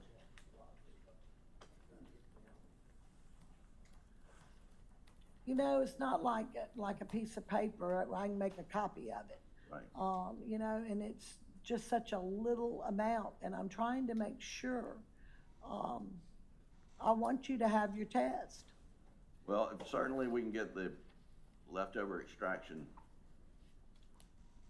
pronto. That would get us moving. And Your Honor, if I could, this is an email to Mr. Griffin, Harpootlian and Barber and associated folks from July 21st, 2026, in which I stated, as we also discussed, I plan for SLED to process the reserve portion of the 70 and 71 samples where we can get quantification, at which point we would stop and consult with the defense on quantifications and the likelihood of remaining extract before proceeding with STR or YSTR. However, as I told you, I've paused that process while we discuss the matter. This is a fair process for both sides and one I'm willing to work with you on, but I should point out Dick made it very clear that the defense would not even promise to turn over results if reserve sample or extract was sent to you. I'm happy to discuss this further and ensure a fair process for both sides. But you know, you would agree with me, Mr. Waters, that he doesn't have to turn it over to you unless he's going to use it in his case in chief. Well, I will say this, that if we're talking about, you know, that's why we need to process the reserve unprocessed sample, and then we can figure out and almost certainly there's going to be enough for column A and column B.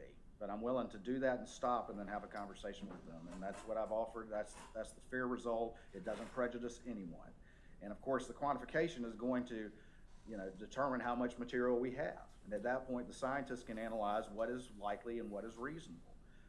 And I'm willing to involve them in that process. We just got to get to step one, and SLED can turn that around in just a couple weeks. And then I will stop and give them a call, and we'll hash it out. And I'm 100% willing to make sure that there's no prejudice to either the state or the defense. Your Honor, to respond to that email, and we discussed it, you have to understand the context. Before we tried the last case, they indicated there was blood spatter on a t-shirt.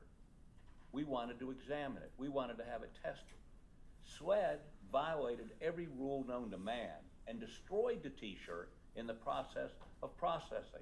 Now, it turns out that they also, when they processed it, determined it wasn't human blood. We didn't find that out till very late. But the point is, we want Oprum, who is the gold standard, to do the quant piece. They want them to take that piece they've had for 5 years. Did they check it to make sure the first one was right 5 years ago? No. Now, when we have Oprum, oh, we better check that, so make sure we didn't screw this up. This is just a CYA. This has nothing to do with seeking justice.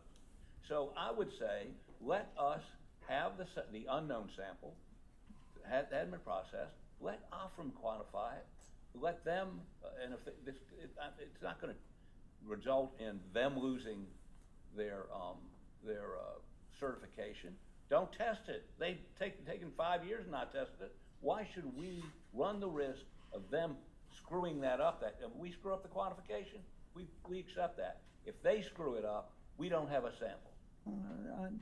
I understand. And that's why I'm so passionate about it, because we went out there to SLED, we dressed all in, Mr. Waters with us, had on lab coats and went in there and examined the thing and took pictures and then, you know, we couldn't test it. I don't have any faith they won't screw this up. But you know, whether you have faith in them or not, why don't we have an independent right to examine the untested DNA?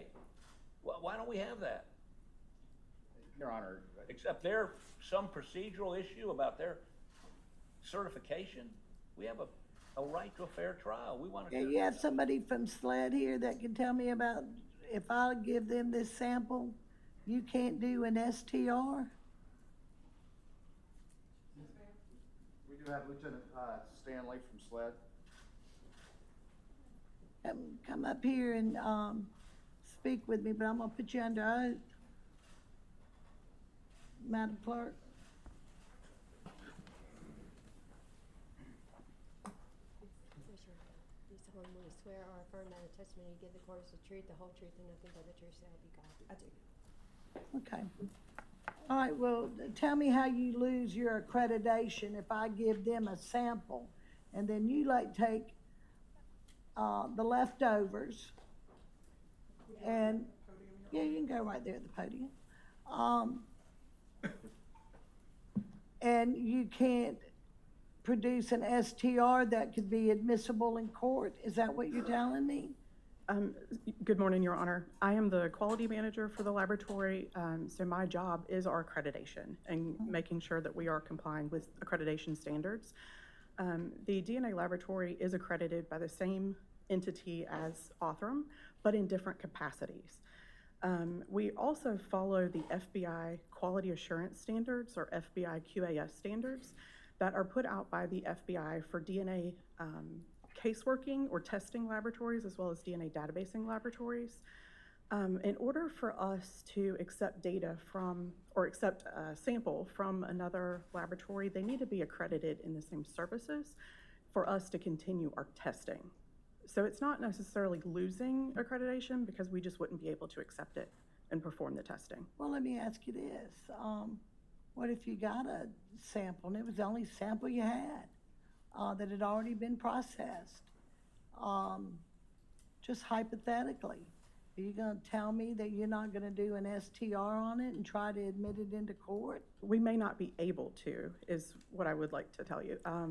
We share samples with Othram, for example, or third-party laboratories, but we're typically giving them the extract or the remaining portion, and they're able to work with that for their samples. We are unfortunately not able to work with theirs.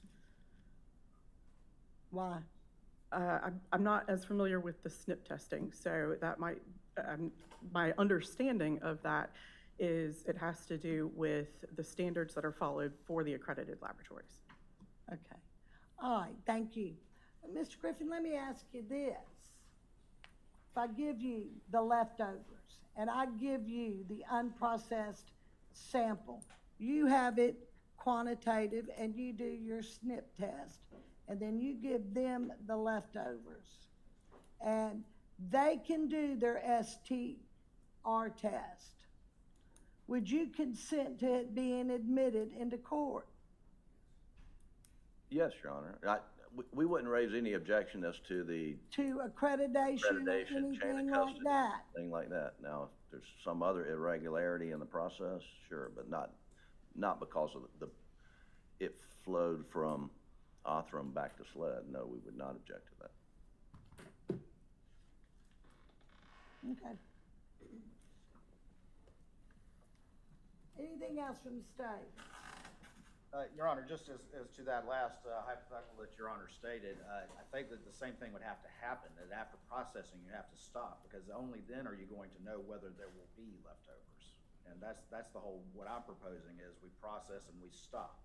And at that point, we'll know whether there's gonna be enough for STR on SLED and enough for them to have the leftovers of that. And that's exactly what I'm saying. But if they go ahead and run the SNP without consulting with us, there may not be any leftovers, is what I'm saying.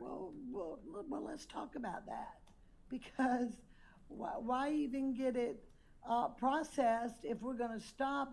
Then what's gonna happen? So we'll know at the quantification point, we'll have an idea at that point that if we proceed with STR testing, whether there will be, like there was in the other examples, 47 or however many microliters of extract remaining for then to be provided to Othram, which again, the original leftovers were willing to provide. But the processing in the quant is where we kind of know what we have and what, if we do further with it, do actual testing with it, what is the consumption possibility at that point. And so that's why I'm proposing that we process it, we'll know what we have, and then we can actually have a discussion of who can do what with what.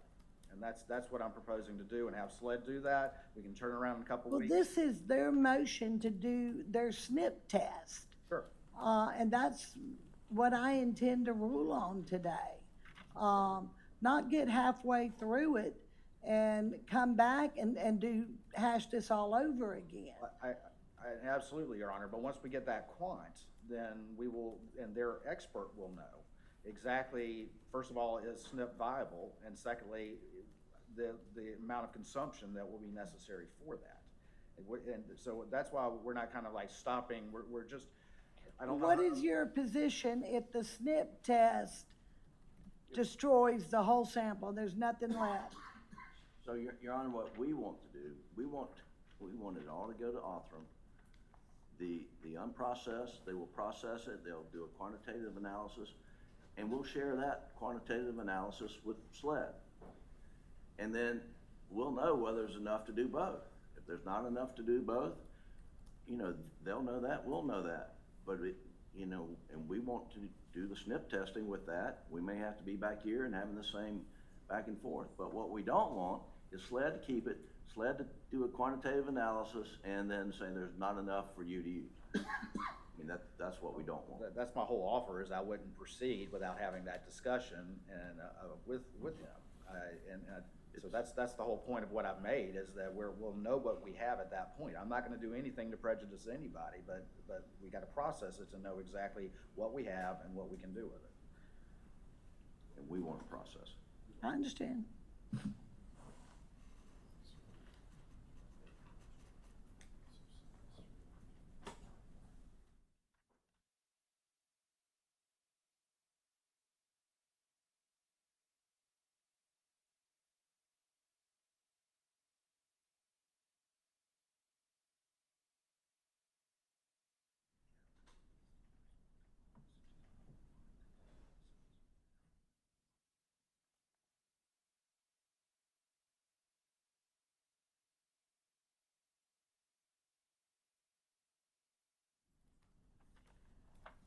Mr. Griffin, I'm gonna grant your motion. I'm gonna let you, take it. The leftovers, the new, y'all make sure you make a chain of custody. I'm gonna let you, have the analysis done, quantitative, then I want you to report back to the court and tell me if there's leftovers before you do your SNP test. I want to know beforehand, and then, cause I've gotta get this started. You need 90 days at least. So we need to get it started. I want you to report to the court, let me know, and, then I'll have a discussion with y'all on what we're gonna do. All right, thank you, Your Honor. Okay? Thank you, Your Honor. Thank you. All right.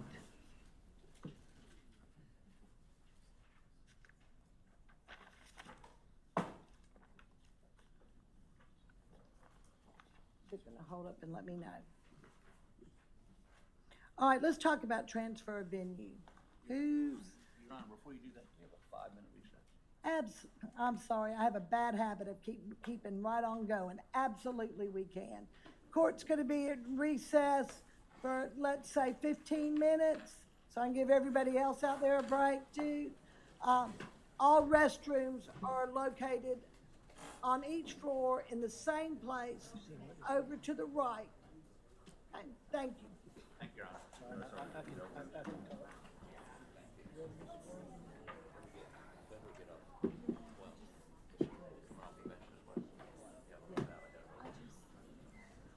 We're gonna be through by lunch. This is the last one, right?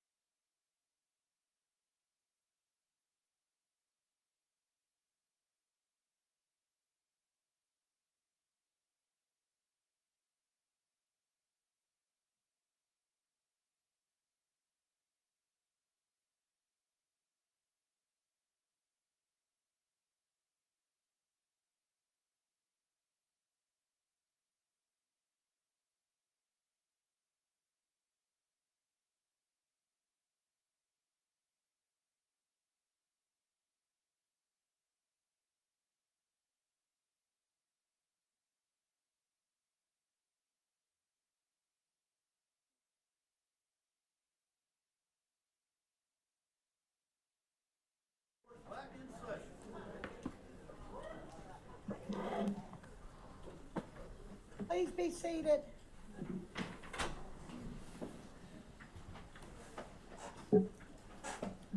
Thank you, Your Honor. You're welcome. I remind you of my age. And how old is that now, Mr. Harbillion? Really? On the record? I'm old, okay? You're not underage. You're not underage.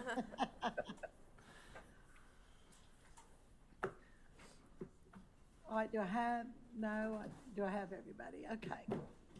Mr. Waters, you got everybody at your table? Yes, ma'am, I do. All right, then let's proceed with the defense's motion to transfer venue, please. Your Honor, let me, at the outset, we've attempted to try to negotiate something with Mr. Waters, which has not been successful. But the only person in this courtroom that has a constitutional Sixth Amendment right to a fair trial is sitting right there. Now, the state has some due process concerns if we wanted to try it somewhere that was totally, for instance, inaccessible. We wanted to go to Oconee County. I'm gonna be there next week. Well, hopefully you'll get back. But, we understand that. But they don't have, beyond that due process right, any pick, if you will. They're not entitled to the venire they would like to have. The venire we have to have is the venire that's the fairest to him. The venire we have to have is the one that's more likely to either have not formed an opinion, or if they have formed an opinion, it's such that they could disregard it and base their verdict on what you tell them and what comes out of that witness stand. That's black letter constitutional law for the last 200 years. Now, this is a complicated situation because the media coverage of this has been, in my experience, unprecedented for a number of reasons that go beyond just the fact of the notoriety of the case. I tried a death penalty case in Newberry County 25 years ago, covered gavel to gavel by Court TV, watched all over the country. There was no social media, there was no internet, there was no, we actually had newspapers where people got their news. And Social media wasn't invented then. wasn't even invented yet. We had three networks, three television stations. And it got some notoriety. It was a pretty famous case. The son of the Episcopal bishop of the state was charged with murdering his wife, who was the daughter of a state senator. Got a lot of coverage. And Henry Floyd heard the case and had a jury from Oconee County seated. We didn't even have because of everybody in the county knew one or the other. So I've been through this process before, but the most notice it got was I get a call from somebody from Arizona who watched it, and when I got back to the office telling me what I'd screwed up that day. But nothing like what we've seen in this case. Wall-to-wall coverage, internationally, nationally, and the state, when you start talking about, and they talk about media markets, it's irrelevant. Whether you were in Greenville or Charleston or Beaufort, it didn't matter. It permeated everybody's consciousness. 10 million people watched this, and if they didn't watch it live, they watched it on YouTube or Court TV that night, or with the feed on their phones. It just permeated everything. So what's the solution? Well, first of all, I don't believe the state is arguing we should go to the 14th Circuit and try to pick a jury. And we have enclosed a copy of an order issued by Judge Kelly, I think yesterday or the day before yesterday, in a civil case where the defendants in that case, with a lot more resources than us, developed all kinds of factual bases as to why that case, which is related to the boat death case, the Parker case, should not be tried in the 14th Circuit, and he moved it to Spartanburg. And we would ask the court to allow us to introduce all the exhibits relied on by Judge Kelly in that matter into this matter, so that Your Honor will have the ability to review all those. We'll get them and get them to you if necessary. There are statistical studies. Judge Kelly's order is a work of art. I read it yesterday. And like you, I think you probably would agree with me, well-reasoned, factual basis is extraordinary. And that's a civil case where, Right. you know, there is no Sixth Amendment right on either side. So I would say, and I don't believe anybody's gonna seriously argue that we go to Carleton County or even Beaufort County and try to pick a jury and waste our time down there. That's number one. So where do we go? Now, we suggested Charleston. And why did we suggest Charleston? A whole number of factors. One is it would be convenient to the 30 or so or more witnesses from Carleton County that will be testifying in this case. They won't have to travel, go somewhere, spend overnight, or travel 4 or 5 hours in a car one way and back. That's number one, convenience to witnesses. Two, the jury pool in Charleston is larger than the entire jury pool for the 14th Circuit. More people. And why is that important? Because once we got through the questioning of the hundreds of jurors that were brought into Carleton County, only 14% remained. 86% went away. And so if you're gonna have to bring, and again, being as old as I am, I've been through this exhaustive process before in a case I tried in 1983, a death penalty case. We went through 400 jurors to get 12 in a death penalty case. Took 4 weeks to get the jury. So this will be complicated and we're gonna, closer to trial, ask for extensive, we would ask for attorney-conducted voir dire, but we would concede that's not allowed by the statute. But we're gonna ask you to conduct individual voir dire of each and every juror with some very specific questions, and allow us to approach you if we think there's additional questions needed. But everyone's gonna know of this case, and everyone is going to perhaps have a preliminary opinion. The question is, can they put that aside and base their verdict on what you tell them and what they hear from the witness stand? So the second reason for Charleston is not only is it convenient, they've got a courthouse with 16 courtrooms in it. It's not gonna shut down the county judicial system to try that case there. They did the Slager case there. Court operated normally, nationally covered case. Courtroom was packed every day, and it got a lot of attention. And right across the street, they tried Dillon Roof for 3 or 4 weeks. Didn't shut down the city.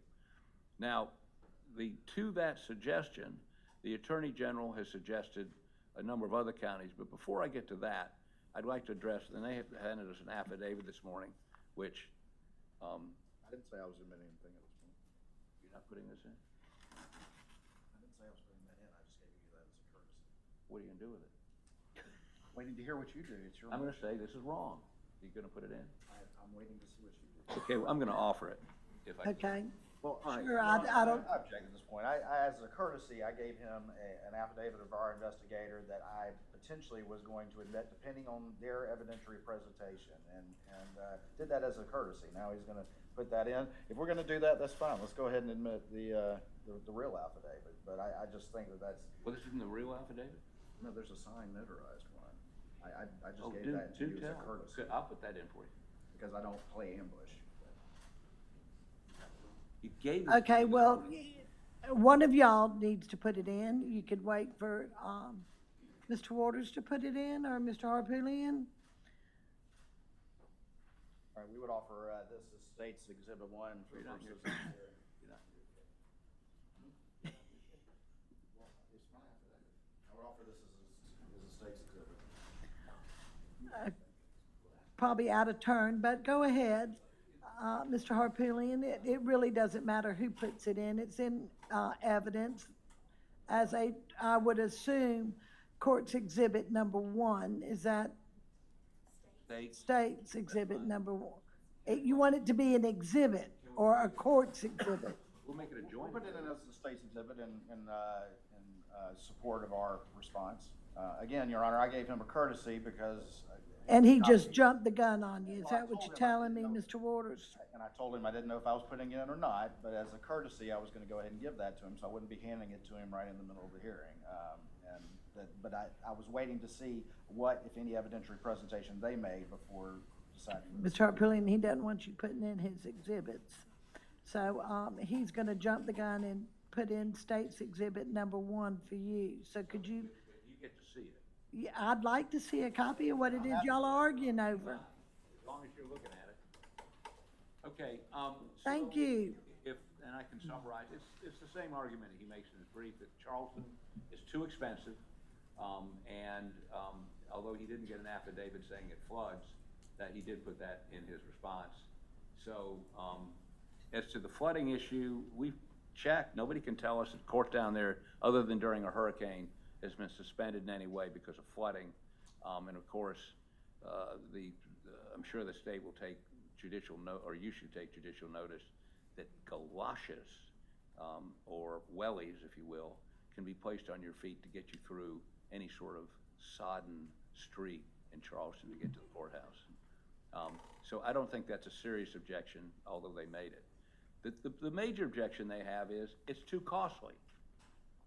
So I'd like to call a witness, please. Sure. Bill Barber to the stand, please.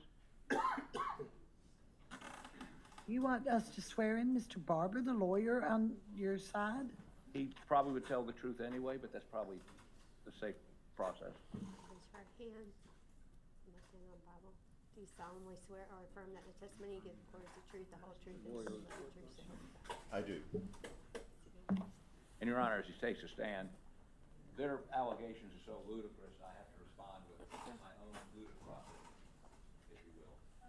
Okay, go, continue on, Mr. Harpilian. Mr. Barber, where do you live? I live in Mount Pleasant, South Carolina. And where do you work? Where's your office? We have an office in our... I principally work in an office in downtown Charleston within walking distance of the Charleston Courthouse. Near Church and Broad? It is on State Street near Broad Street. Okay. And do you drive to work every day? I do. And how long does it take you to get from Mount Pleasant to basically 2 blocks, 3 blocks from the courthouse? It takes 15 minutes. Okay, and that's rush hour? Yes. Okay, now, also, before you get on the bridge to come over the Cooper River Bridge, are there any accommodations that someone who was in a trial in Charleston could stay in? Yes.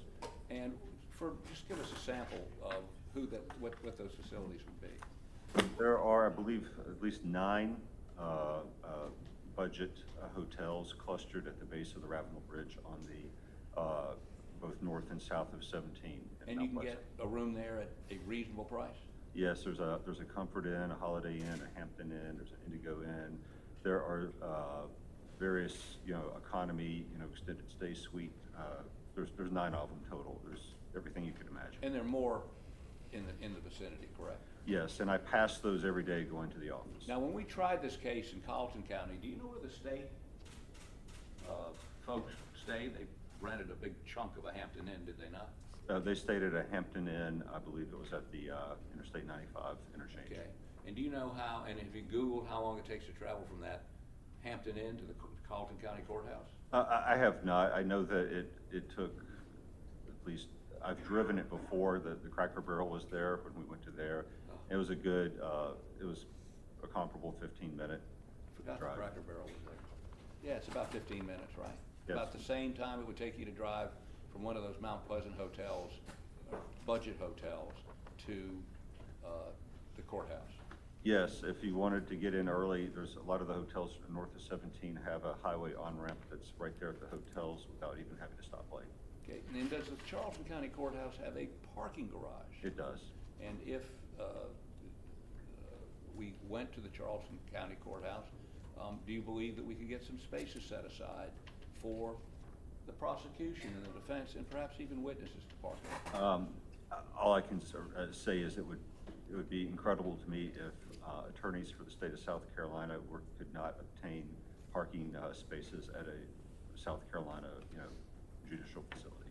And does the state, there's a solicitor's office in the courthouse, is there not?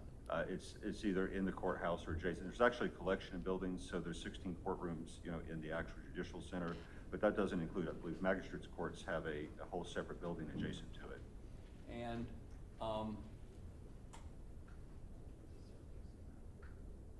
so the solicitor's office would be available, the solicitor works for the Attorney General, right? Your Honor, I object, and that's also legally incorrect.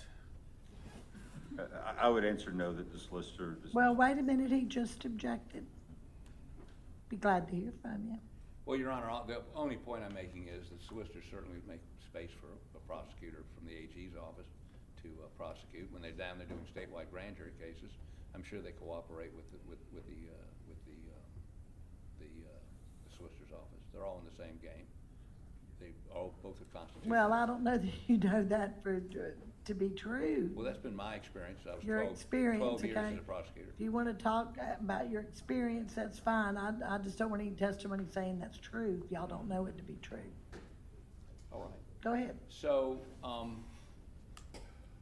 based on your driving in every day and based on those hotels, do you believe it's a 15-minute drive from those hotels to the courthouse? Yes, I pass the hotels every day. And now, this affidavit, you read this affidavit? I have glanced at it. And in the affidavit, their investigator says that there are no inexpensive hotels within walking distance of the courthouse, correct? That's correct. I don't know all the hotels within walking distance of the courthouse. Are certainly expensive ones. I never really thought of that because, after all, when we were in Walterboro, no one stayed at a hotel within walking distance of the courthouse.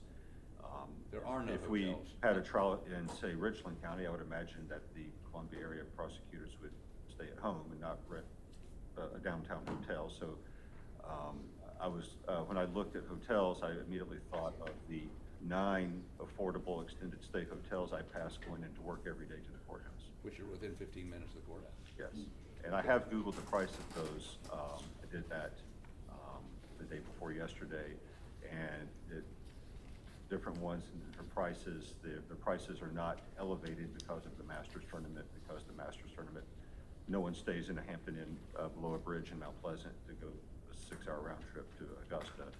Okay. And the prices are comparable to Hampton Inns anywhere. They're not significantly more expensive, with the exception of sometimes the weekend prices are higher, or they're usually higher because you're near the beach, so there is some peak then. They would go up on the weekend, but It's the same price as any other Hampton Inn or Holiday Inn. did we have any weekend court sessions in Colleton County? When we were in Colleton County, everyone went home for the weekend. It was the only chance to go home. So if there is an increase in price on the weekends, that would not affect the price they would pay during the week, anybody would pay during the week, including us. We may stay, actually, in one of those budget hotels. We're on a budget. Yes. Yeah, presumably it would, the weekday prices would be what would be relevant. Okay. I believe that's all I have for Mr. Barber. I'd like to continue with my argument. You want him to be able to cross? Well, he might want to cross-examine him right quick. Fine with me. Because of the affidavit thing, I'm sort of confused as to who's going what, when. Would you like for him to cross-examine him now, and then you can continue? Yes, please. All right, go ahead, while I have him on the stand so I can let him down. Go ahead, Mr. Waters. Thank you, Your Honor, and may it please the court. Good afternoon, or morning, or whatever it is, Mr. Barber. How you doing today? Good, sir. It's just in the afternoon. Yep. When was the last time you stayed in a hotel in Charleston? It's been a while. I will say that I had my best friend visit 2 weeks ago, and I put him up at the Hampton Inn that I'm speaking about, and I paid for it. Okay. And you mentioned that there's a parking garage there in Charleston near the courthouse. Do you park there frequently? It's been a while since I've parked there. It's been a while since you parked there, so you don't have. I have parked there in the past, so I've seen it with my eyes, but I haven't parked there recently. Right, and so it is true then that parking garage is filled to the max very early in the morning, and it can be very hard to get a spot there. Is that correct? I don't know. I will say this: I have parked there on occasion, not for just because it's a parking place, and it's been about 3 years since I've done this, but just as a place to park. And I remember one time I had to go to the clerk's office for some personal affairs. The probate offices are in there, and it is mostly full, but that's because it's mostly reserved spaces. Mm-hmm. That's right. It's mostly reserved spaces For people who work, for the state of South Carolina. And when you testified earlier, you haven't actually talked to anybody at the court administration or at the clerk as to how, or that, who manages that parking garage as to how many spaces could be, if any spaces would be reserved for anyone, is that correct? I have not spoken You to haven't spoken to the anyone. clerk Okay. about the parking. All right, you would agree that Charleston, on a larger scale, probably has the most big city traffic of anywhere in the state? I would not agree with that. All right, where do you Personal think experience. has more traffic? If you've ever driven through York County, you know, the Charlotte traffic going into York County, I would probably nominate that as the worst in the state. Okay, so second then? The traffic here in Columbia, especially around the what's called Malfunction Junction, but also coming in, when I do come into Columbia, sometimes I'm staying a little north and come in down Bull Street. That is a nightmare every day. Okay, so you're saying the traffic in Columbia is worse than the traffic during rush hour in the Charleston metropolitan area? I'm saying that it's worse than the traffic coming from the Ravenel Bridge side of Mount Pleasant into Charleston. Would you at least Now, agree it's a I want lot? to, if I can finish, you had a very broad question about the Charleston metro area. It's certainly true that if you're coming in from Somerville, right, down I-26 in the morning, that is extremely difficult. But I don't think that no one's going to be doing that. And I don't have experience with that. I've seen it. But coming from those hotels in Mount Pleasant every day to Charleston, it's a consistent 15 minutes. Okay. Well, it was a simple question. Would you wouldn't say it's the worst, but you would agree that the traffic in Charleston during rush hour is a lot. Would you agree with that? I would agree that it is typical of a city of its size. Traffic downtown, particularly during rush hour during the business day, is a lot. Would you agree with that? Honestly, it's a bit dead down at the Broad Street area. If you go up to King Street in that area, yes, but down where the courthouse is, no, it's really not. Would you agree that parking is difficult in downtown Charleston? I would agree that parking is difficult in downtown Charleston if you're not permitted to park in the, I think, 9-story parking deck that the courthouse has. And you would agree that when you talk about spaces being reserved for maybe a prosecution team, that doesn't include witnesses and law enforcement and all of that would be necessary for the state to do what it did in the first trial, and that is to not let court break down once for 6 weeks. In fact, the only time court did break down was after 2 witnesses in the defense case. Is that correct? Sorry, you were speaking fast. I didn't quite catch the question. You would agree that if there are parking spaces being reserved for a large prosecution team, that doesn't include spaces that would be needed for witnesses and for law enforcement and that sort of thing, that would be necessary because the state has the burden of proof to prevent court from breaking down in a large complex trial. No, if you're asking my agreement, I guess then my opinion is that the parking deck is available for people there at the behest of the state because it's the state's parking deck. Would you agree that the Charleston area is one of the most expensive, just generally expensive areas in the entire state? I don't understand what you mean. The expense of what? Cost of food, cost of groceries, cost of hotels, cost of anything down in that area, as opposed to, let's say, Newberry or Lawrence. I don't believe that the groceries are any more expensive. I've spoken to the hotels that I've spoken of are no more expensive. If you went to a fancy restaurant, they have more fancy restaurants certainly than most parts of the state does. So you don't think the cost? So that would cost more if you chose to do that. You don't think the cost of living is higher in Charleston? McDonald's is the same price in Charleston as anywhere else. Can you listen to my question? You don't believe the cost of living is higher in Charleston than in many other areas of the state? I believe that it is because the real estate prices are higher, which I don't believe is relevant here. All right. You mentioned something about people going home on the weekends. So do you know if all of the prosecution team went home on the weekends? Or do you know if they actually had to stay and work because they had the burden of proof for 6 weeks? I have no idea what the prosecution team did over the weekends. All right, because you would agree that a complex trial is pretty much a 7-day-a-week job. Would you agree with that? Oh, absolutely. Let me ask you this. Charleston, you would agree, has a lot of tourism. Is that correct? Yes. It's probably the premier tourist destination in South Carolina, or one of them at least. One of them, certainly. I mean, it's a great place, right? Yes. Most historic city we have, right? Yes. Okay. And Charleston has a lot of events, is that correct?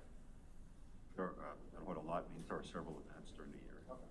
All right, and would you agree that the spring season is the busiest tourist time for downtown Charleston?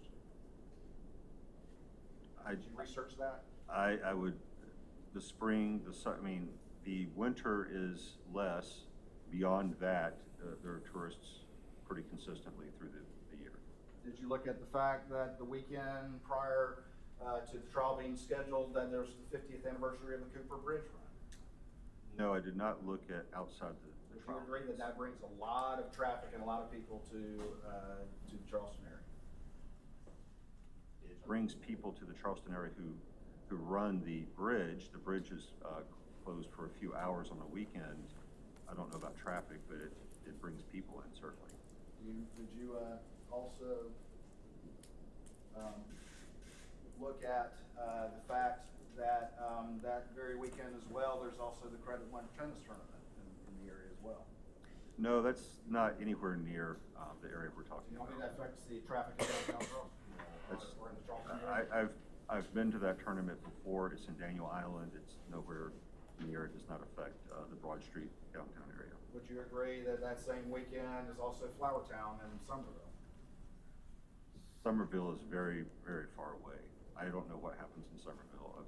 So let me get this It's a different straight city now. and different county. As a Charlestonian, you would not say that that particular weekend in particular, much less April and May, are not the busiest tourist times with the most influx of people than probably the rest of the year. You wouldn't agree with that? No. Okay. All right. I can tell you, Seawee would be when the most tourists would be there. Which one would be? Seawee, south of the Wildlife Expo. You would agree that the state has an obligation to try its best to be good stewards of taxpayer money. Would you agree with that? Yes. And you would also agree that the statute specifically states that in considering venue changes, that what must be considered is logistics and expense, and that at least one of those and most convenient one of those should be chosen. You agree with that too, don't you? No, you added on what should be chosen. I do not agree that the state of South Carolina cannot afford to try a case in Charleston, South Carolina. You don't agree that section 172185 says that in making a determination whether to proceed as allowed by this section or to order a change of venue for trial, the court shall consider all the logistical and expense elements and consistent with the demands of justice, choose the method that results in the least expense and greatest convenience for all parties. You don't agree that that's what the statute says? They're consistent with the interest of justice, yes. All right. And I understand consistent with the interest of justice, but would you agree that Charleston is one of the most logistically challenging counties in all of South Carolina? Absolutely not. Disagree? Absolutely. All right. And would you agree that Charleston, downtown Charleston, is one of the most expensive areas in all of South Carolina? Again, that's a very difficult question to answer when you're not saying what's being purchased. Food. Depends on where you buy your food. As I said earlier, the same places cost the same amount of money. There's plenty of food. The McDonald's doesn't cost any more. The fast food costs what fast food costs. If you go to one of the many expensive restaurants, it will be expensive. So it's your testimony here today that spending weeks down in downtown Charleston would result in no greater expense than if you were in many of the other counties of the state. Absolutely. And to your earlier question about logistical difficulty, the logistically difficult counties are the counties that don't have the infrastructure to support the trial. You know, there was no place to eat. There was no place for us to stay, for example, in Walterboro, right? There were no hotels. There were hardly any restaurants. You know, there was a huge crowd. That's why they had the food trucks come out. Those were the logistical difficulties. I eat lunch in downtown Charleston every day. If you want to get a sandwich, it costs what a sandwich costs. It is not especially expensive. Let me ask you one last question.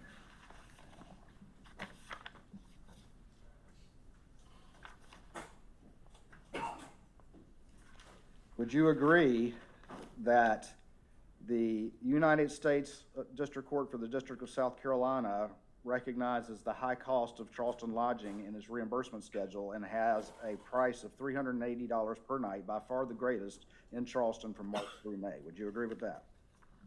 I have not looked at the GSA schedule for their per diem. But you wouldn't dispute what I just told you, would you? Would you dispute? No, I'm not going to offer an opinion on what I would or wouldn't dispute. I haven't even seen it. So you don't know, being a lawyer in downtown Charleston, that they reimburse by far the most during March through May in Charleston than anywhere? What I know, based on being a downtown lawyer, is what it cost me to go get a sandwich. I know how long it takes to get to the office. I know how long it takes when I pass the hotels. I know what those hotels cost because I just put somebody up in one of them. That's what I know from personal experience. All right. Nothing further, Your Honor. Just a couple questions. Briefly, Mr. Harpootlian. Yes, ma'am. Mr. Barber, you heard the Attorney General ask you specifically compared to Newberry and Lawrence, right? Right, Newberry. Newberry and Lawrence. Newberry County has the same number of population as Colleton County, right? Yes, we Very small. 39,000 some people in each county. Okay. And Lawrence is even smaller. So based on our experience in Colleton County, is your opinion, having been through that there would be sufficient jury members after we go through all the, and remember now, that was before the conviction, before the movies, before the 6 books. Would that have an impact on our ability to obtain a jury in either one of those jurisdictions? Do you have an opinion as to whether or not there be sufficient jurors? I think it's common sense that when you have a jury pool that is 10, more than 10, I think that would be 11 or 12 times bigger in a county, that you are proportionally 11 or 12 times more likely to be able to pull a jury. And I would also think that those considerations would carry more weight in picking a venue than it's how much the prosecution has to pay for a Hampton Inn. And do you understand that the solicitor for those 2 counties is Mr. Stumbo, who will be the new Attorney General in January, and his boss, and has been the elected solicitor from those counties for about 20 years. Do you understand that? All of that, except I didn't know it had been 20 years. And that he would have had the ability to, running for re-election, to have a much more knowledgeable and relationship with jurors than we would ever have, than Mr. Murdaugh. In other words, he would have, it would be home cooking to have him doing that in those counties, don't you think? I honestly don't know what happens. I've never driven through Lawrence, but I would assume that the local prosecutor, who's been there for 20 years, has tremendous knowledge of the local population. Okay. Thank you. I have no further questions. Nothing further, Your Honor. I would like to commend Mr. Harpootlian on going ahead and conceding the election, the general election in November. Can I excuse this witness? Yes, ma'am, Your Honor. All right. Now, let me ask y'all something, because here we are talking about counties and where we're going. Am I correct in assuming that y'all have agreed to transfer venue from Colleton County, and not only from Colleton County, but out of the circuit? No, Your Honor, we have not agreed to that, as our motion states. And again, I don't want to jump the gun. I'm responding to Your Honor's direct question, but of course, our point was we actually tried to negotiate without conceding anything, and we're essentially told Charleston, and there were no other counties that they were willing to consider. So are you telling me that you would have conceded had they picked somewhere else? I said, just as I said in my motion, that I'm always happy to have a reasonable discussion. What I can't do is just have the defense dictate the most expensive and what we consider the most logistically difficult county in the state. That's the point that we're making, and that I think I put in my motion as well. We're happy to have discussions. Absolutely, the state has an interest in picking a fair and impartial jury as much as the defense, and despite what he says, the state is entitled to a fair trial as well. That says in our appellate opinions all the time. I want to get somewhere where we can get 12 in a box and get a process that win, lose, or draw is going to be one that sticks, and that's the state's goal. Okay, all right. Based on his filings and our discussions, I'd assume that we were gonna leave the 14th Circuit. First of all, if you want me to walk through the rationale Judge Kelly had in his order he issued yesterday, I'll be happy to do that. But I think our filings make it very clear.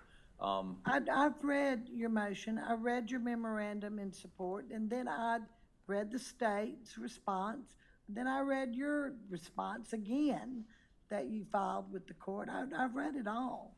But if you would put your position on the record for me. Okay, well, the 14th Circuit, which is Colleton, Jasper, Beaufort, and Allendale, is where the defendant is from, where his law firm has operated for 100 years. The Murdaugh name is well known throughout that entire circuit. And so that circuit, the movies that were filmed, the 5 movies that were filmed in Colleton, Jasper, and Beaufort. The Murdaugh case is a local freak show. You have people being interviewed on the street in all those counties, commenting on whether they thought he was guilty or not, or whether this happened or that happened. I mean, it was so outrageous that Buster Murdaugh is suing Netflix for accusing him of murder. That's a civil case that's going on in Hampton County. So there's no, I mean, do we have the money to have some sort of poll or do what they did in the Parker case? No. And that's why I want to rely on what they found in terms of their ability, Parker's ability, to get a fair trial in this community that's permeated with this pretrial publicity, the movies, the books, 6 books on this, and many written, a couple of them written by folks down there other than the clerk. So, And I also read in your motion, Mr. Harpooling, that there were fewer than, correct me if I'm wrong, fewer than 1 in 7 prospective jurors were qualified to serve. That was during the first trial. Correct. Before the conviction, before the movies. Exactly. Before the books. And before Becky Hill. Before Becky Hill. Which is something totally different, but also very prejudicial to the defendant, would you not say? Your Honor, I concur completely. And so Colleton County is poison. I don't think he, with a straight face, the state would argue that we should go back to Colleton County. The courthouse, no offense to my friend the clerk over here, but the courthouse is the scene of the crime. We can't go back there. So once you get that out, Allendale and Jasper are smaller than Colleton County. In 1 out of 7, if that, and I think that's probably what's going to happen in that entire circuit. In Beaufort, Beaufort is a county where their firm operated. He's well known, and he's a local guy, and so he's vilified. He's convicted of murdering his wife and child. It's horrendous. Stealing $12 million. Horrendous. And so, but he's entitled to a jury that can put all that aside and base their verdict on what you tell them and what the witnesses say. And that ain't going to happen in the 14th Circuit. That definitely ain't going to happen in Colleton County. And it would be an exercise in futility to go down there, set up all the infrastructure, and try to pick a jury.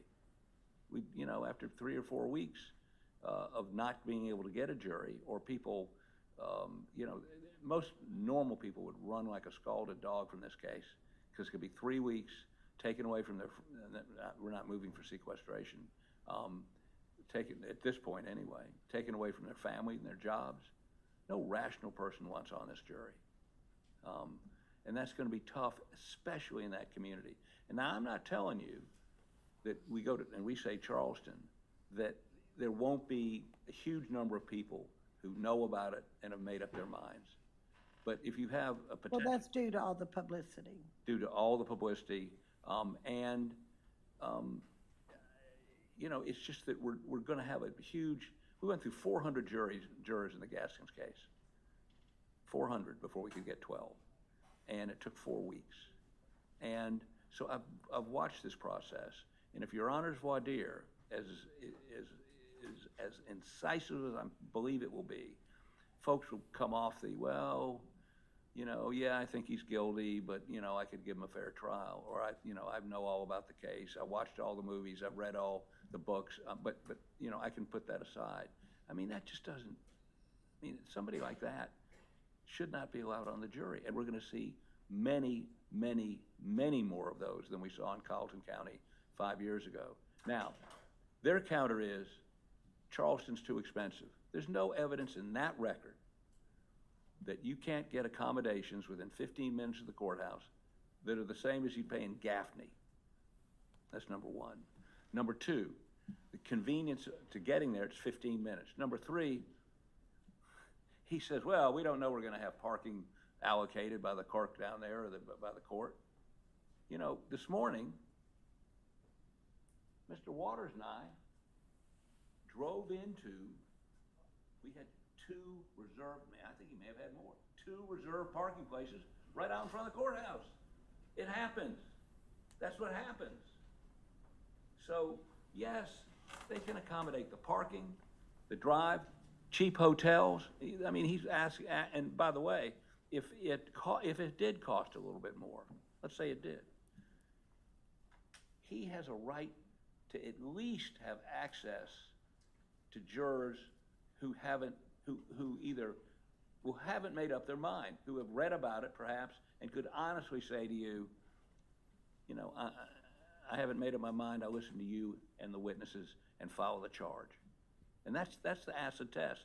Not whether you're gonna have to pay $20 a night more a night there than you would in Newberry, where the solicitor there is going to be prosecuting the case, or Lawrence.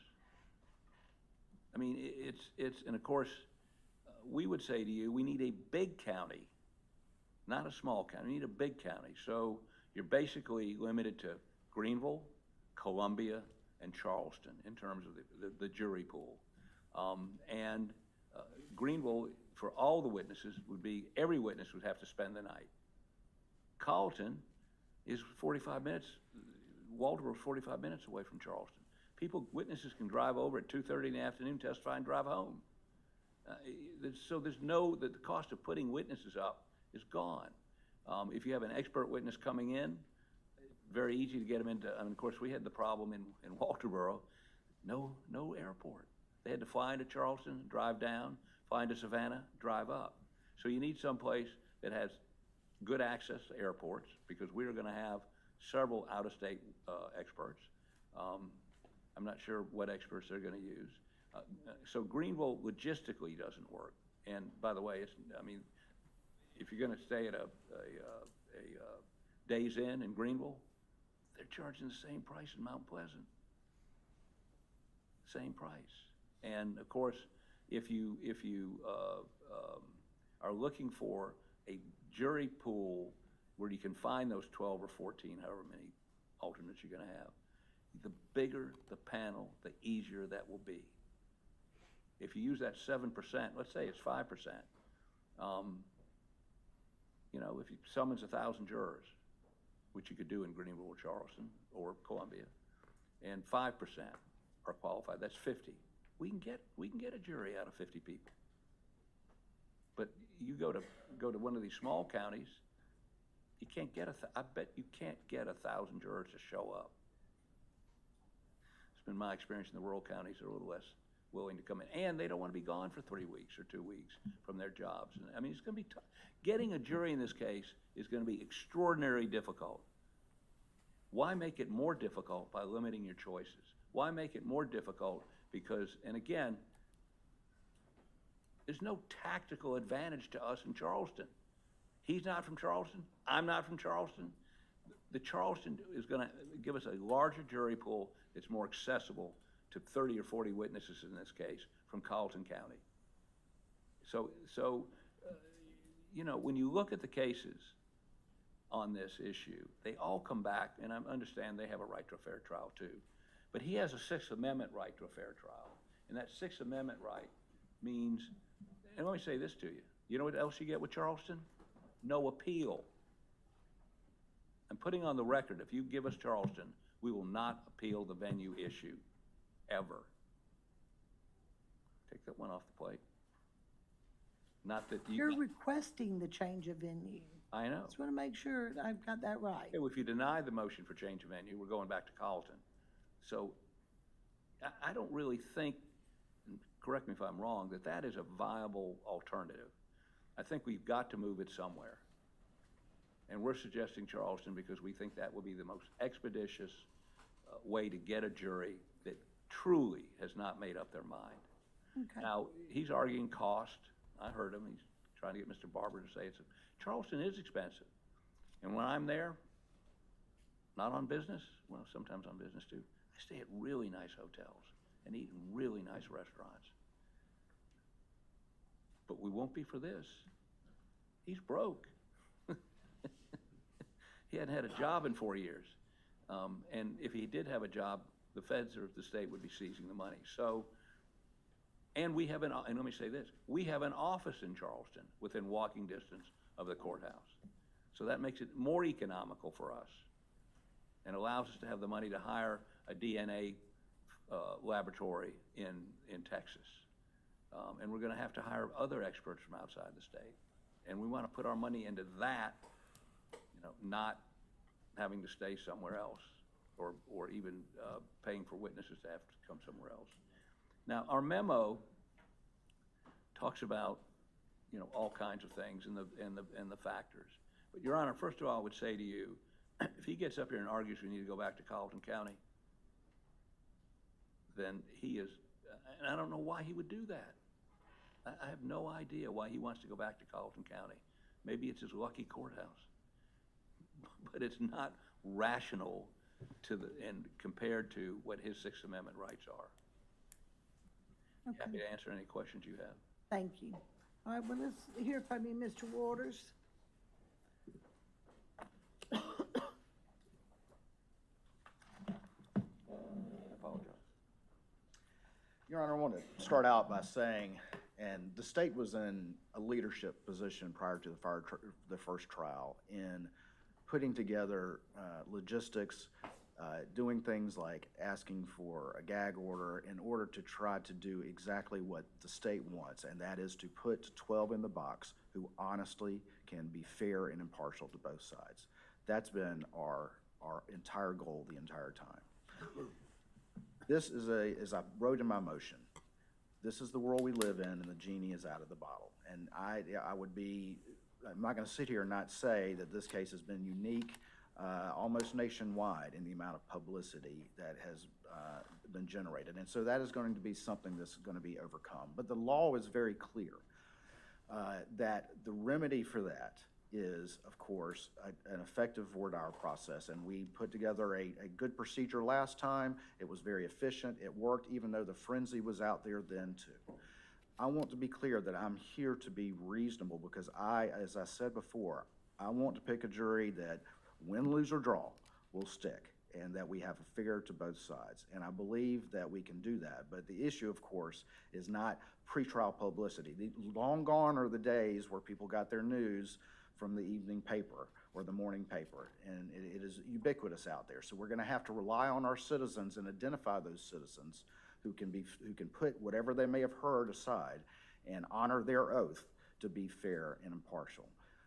I also want to be reasonable here when I say that I'm happy to consider any other option, but I also am a steward of the taxpayer money, and the statute also requires the least logistical expense. I also, as I said before, we didn't let court break down for 6 weeks, and it was a logistical huge effort that I give credit to a lot of these staff members back here and keeping one witness coming up after another to get this thing going. And so I'm thinking about those things, and I have been in court. I love Charleston. Charleston is one of my favorite places in the world. I have been to court down there many a time, and it is always a logistical difficulty. And to contend it's not the most expensive city in the state, I don't know what to say to that. So I have to at least not be, when the defense says Charleston or nothing, I have to at least say, Your Honor, there's problems with that, and we believe that there are other choices in the state that would be better, of which I am happy to talk about and consider those other choices. That's been the state's position. In the end, Your Honor, all I want is a fair jury to the state and to the defense, and have us be able to present our case to citizens who are going to abide by their oath and be fair and impartial to both sides. And that's the process that we're looking to have happen. Okay, thank you. Anything else from the state? Defense. I'm sorry. I have so much to say, but probably not. Thank you, Your Honor. Thank you, Mr. Harpelian. All right, I understand, it sounds to me like y'all are just agreeing to disagree. Y'all just want, each one of y'all want a different place to hold it. But let me tell you, I read your motions, and I took them seriously and went through and did some work on them. And I'm gonna tell you, after reviewing the motions submitted by both sides, I even went back and looked at the transcript of the jury selection that was conducted back in January of 2023, and also the opinion from our Supreme Court. I'm going to order that venue be transferred to a county outside of the 14th Judicial Circuit, because I believe that the defendant cannot receive a fair and impartial trial in Colleton County. I'm making this ruling in pursuant to the South Carolina Code 172180, and it's supported by case law. That would be State v. Law, where the circuit court retains the power to transfer venue outside of the circuit where a fair and impartial trial cannot be had. So I'm transferring it not only from Colleton County, but out of Colleton County completely. I find that the defendant has satisfied his burden under State v. Manning, where he's demonstrated actual juror prejudice. And unlike the ordinary pretrial publicity case, the evidence before this court is based on the actual results of the voir dire conducted in this case in the January 2023 trial. Fewer than 1 in 7 prospective jurors were qualified to serve, demonstrating an extraordinary degree of community exposure and prejudice. Second, under Reamer versus U.S., the interference with the jury process by an officer of this court is deemed presumptively prejudicial and cannot be measured by any voir dire. Ultimately, the decision to change venue lies within the sound discretion of the trial court, providing that a showing of actual juror prejudice is made. This ruling rests on 4 grounds. First, the exceptional rate of juror disqualification during the January 23 jury selection. Second, the community prejudice arising from the size of the county and the long-standing association between the defendant's family and the 14th Circuit. Third, the South Carolina Supreme Court's determination that the former Colleton County Clerk of Court improperly influenced the jury, depriving the defendant of his constitutional right to an impartial jury. And fourth, the form of publicity surrounding this case. There's case law that says I can't transfer something just for publicity. That can be cured. But with the 4 grounds that I've just stated, I am transferring it.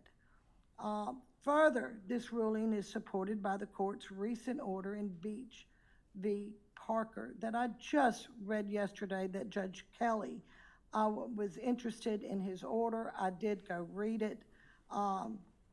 There, the court found that the moving party made an affirmative showing that a fair and impartial trial could not be had in Hampton County due to the extraordinary pretrial publicity and the surrounding litigation. The court concluded, other than publicity, the settlement of the wrongful death action the criminal prosecution of Mr. Murdaugh, the defendant in this case, including his reversal by the clerk of court. The same publicity and public attention that justified transfer in Beach is present here and further supports this court's determination of a change of venue is necessary to protect the defendant's constitutional rights. Further, I'm going to find that under Section 172185 is not an adequate alternative. That procedure would require Colleton County to bear the substantial cost of transporting, housing, feeding, and securing an out-of-county jury throughout a multi-week trial. More importantly, it would not remedy the prejudice identified by this court or eliminate the concerns arising from retrying this case in the same community where the constitutional violation occurred. I find that there's no lesser remedy that will adequately protect the defendant's constitutional right to a fair and impartial jury. The court rules venue is transferred outside of the 14th Circuit. I'm going to reserve my ruling to the specific county in which this matter will be transferred. You know, let me tell y'all, it takes a village to get this case transferred. For those of you who don't know, there's a lot of other things besides walking into a courthouse and sitting down and trying to try a case. You know, we have to consider security, transportation. Is a courthouse adequate? Is there lodging? There's also docket considerations that have already been set for next year. There's a bunch of matters to consider. So what I'm going to do is I will think about it. I need to look at it. I will tell you, Mr. Waters, you are correct. Cost is a concern because Colleton County does bear the cost of the retrial in this case. Colleton County is not a rich county. It's a poor county. So that will be at the foremost of my thoughts when I transfer this case. I was in hopes that the two of y'all could agree on a destination, but since that's not happening, I will decide and I will let y'all know. I will issue an order. I will do a formal order on my transfer of venue and also will designate the county into which we are going to try this case. Okay? Any objections? None from the state, Your Honor. Perfect. Thank you, Your Honor. You're welcome. All right. Now, the last motion, Mr. McCullough, I know you've been sitting here since 10 o'clock. If you could come up and just for the record, state your position. I believe I've got, Mr. Waters, I believe I have your stance on this, but I'll get you to put it on the record and let me rule, please. Go ahead, Mr. McCollum. Your Honor, the benches are hard and life is short, but I wouldn't have missed the Charleston travel log for anything. I wish I would have. Go ahead. Your Honor, I don't want to detail I'm here representing Myra Crosby, a former deposed jury in the criminal trial, which you're obviously familiar with. And given your nature of preparation, I know you've read my initial filings. If you have any qualms about how this matter comes before you, I will streamline that by simply saying that following the plea of Ms. Hill in December of 2025, during that proceeding, Solicitor Hubbard, who was placed in charge of the investigation for jury tampering, indicated the case was closed, no charges would be filed. From that point, shortly, several months after that, in March and then again in May, we filed freedom of information requests for the jury tampering investigations, which were closed and therefore no longer susceptible to any exception under the Freedom of Information Act. And we sent that to SLED, the Attorney General's office, and to Mr. Hubbard's office, Solicitor Hubbard's office. In response to that motion, I think it is correct, and I don't want to preempt, but Mr. Waters is here, the General Counsel for SLED is here, and I spoke to Solicitor Hubbard outside to just confirm their positions are not in opposition to the remedial attention to the protective order, but they do say that they all three, as agencies, are constrained by protective order, which includes at least, if not is, the protective order of Justice Toll from January of 2024, issued preceding her new trial motion hearing.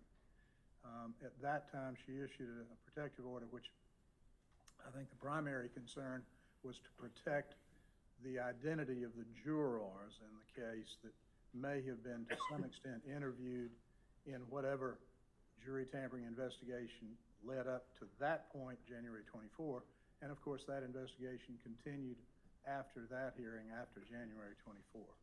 So we're simply asking, and there was no other way to get here, Your Honor. We originally filed a motion to intervene, to have a court review the protective order to determine that those issues were now moot, and at least the issues that Justice Toll addressed, or the reason, as I read her protective order, for constraining any release of investigative materials relative to jury tampering. Now, there's been a little confusion. The in-camera proceedings, I am not seeking the release of, because I have that, but I am constrained by the order of Judge Newman. I was allowed to have them, but I can't disseminate them. I'm good with that, and I don't think those aren't the issue today. So I wanted to eliminate that confusion. I'm here today simply asking, Your Honor, pursuant to the Freedom of Information, and you know, the purpose of the FOI is to simply make it possible for citizens and their representatives to learn and review the activities of their government. And secondarily, Ms. Crosby asked me to pursue this because she wants to see the quality of the investigation. She wants to evaluate it. She believes the public should be able to evaluate it. She is hopeful that it will lead to additional information in support of her belief that she was targeted through an orchestrated effort to remove her from the jury. So for all those reasons, Your Honor, I believe that it's appropriate for me to be before you as the assigned judge for all things Murdaugh, and to ask you to review that protective order and any others that could be referenced that I'm not aware of, and to conclude. You're not asking for any jurors' names or any kind of identity? But that's the worst kept secret on the planet. I think that half of the jurors went to New York and appeared on the Today Show, I think. Well, I understand all that, but you I'm understand not as a opposed to the court, redactions. as a court, you know, we protect our jurors. Now, whether they want to get out and go dance on ABC and tell them everybody who they are, that's fine. Your Honor, But I'm not comfortable in unsealing any identifying factors for a juror or a juror's name. not asking for that, Your Honor. And Okay, just wanted to make sure. I respect the position of the Attorney General's office, which actually filed the only responsive pleading. So I respect that. My only concern is simply this. When you begin redactions, I do not want to have to be back here or through the Freedom of Information and a lawsuit complaining about Epstein proportionate redactions. Protecting the identity is one thing, but I don't want to get pages and pages of blacked out, redacted. I understand. So that's our position. Okay, Mr. Waters? Thank you, Your Honor. First of all, as we detail in our response, there were multiple protective orders during the course of this. Right. And of course, the first thing we have to talk about is what you just recognized, is that the court promised those jurors over and over again, both Judge Newman and Justice Toll, we're not going to release your identity. And we deal with this all the time. Just because I might be subject to state grand jury secrecy, doesn't mean somebody who's subpoenaed can't go run their mouth about it. And I still can't run my mouth about it, right? Except as necessary in court. So, and so the other thing is that we also wanted to protect, of course, ongoing investigations, which have resolved at this point. And so that's why we have filed a motion to unseal.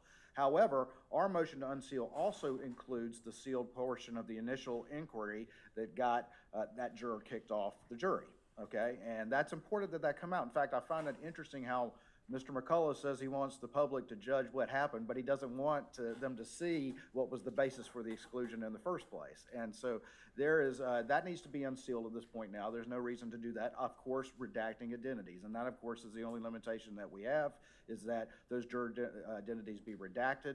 The main difficulty in that is there are some MOIs. Those are easily redacted, and other personal identifying information that are normally redacted to protect people's privacy. The MOIs are going to be easy to do that, memorandums of interview, but they are summary documents only, and there are of course body cams of interviews and that sort of thing, and so that's going to be a little bit more difficult and it's going to take some time to do, but subject only to that, to honor the court and frankly the state's promise that we won't be the ones to release your identities. We believe that not only should the sealed inquiry at trial be released, but also within the appropriate bounds of FOIA and subject to redaction, the investigative file as well. Okay. No, I would only respond to saying that with regard to the in-camera proceedings, we're not asking for that to be unsealed. I find it fascinating that the Attorney General's office is. I don't know how you're going to redact the identity of the person that everybody in the universe knows was the object of the in-camera proceedings and the only person who was removed from the jury. But I certainly will respect your ruling. Well, if someone else decided to run their mouth and go to the media, then that's on them, it ain't on us. I would also point out, Your Honor, that Mr. McCullough on June 24th, June of 25th, 2024, requested unsealing of the in-camera proceedings, and then filed on September 4th, 2024, a petition to intervene with the Supreme Court to seek it unsealed. So on multiple occasions, he has requested to have it unsealed. So, and I achieved my goal, which was to have access. Look, I like for everybody to know everything. So this is the deal. We're going to unseal it. We're going to protect the jurors' names. I want that redacted. I want any identifying information concerning a juror redacted. Unseal the rest of it. Thank you, Your Honor. That's exactly what the state wants. Thank you, Judge. Thank you. All right, now with all that done, let's talk about when we shall meet again. Already, yes. I'm telling you, I'm keeping us on schedule. We're going to get this done. My 2 dates for my next hearing. And let me just tell the lawyers this. I did have a motion to exclude evidence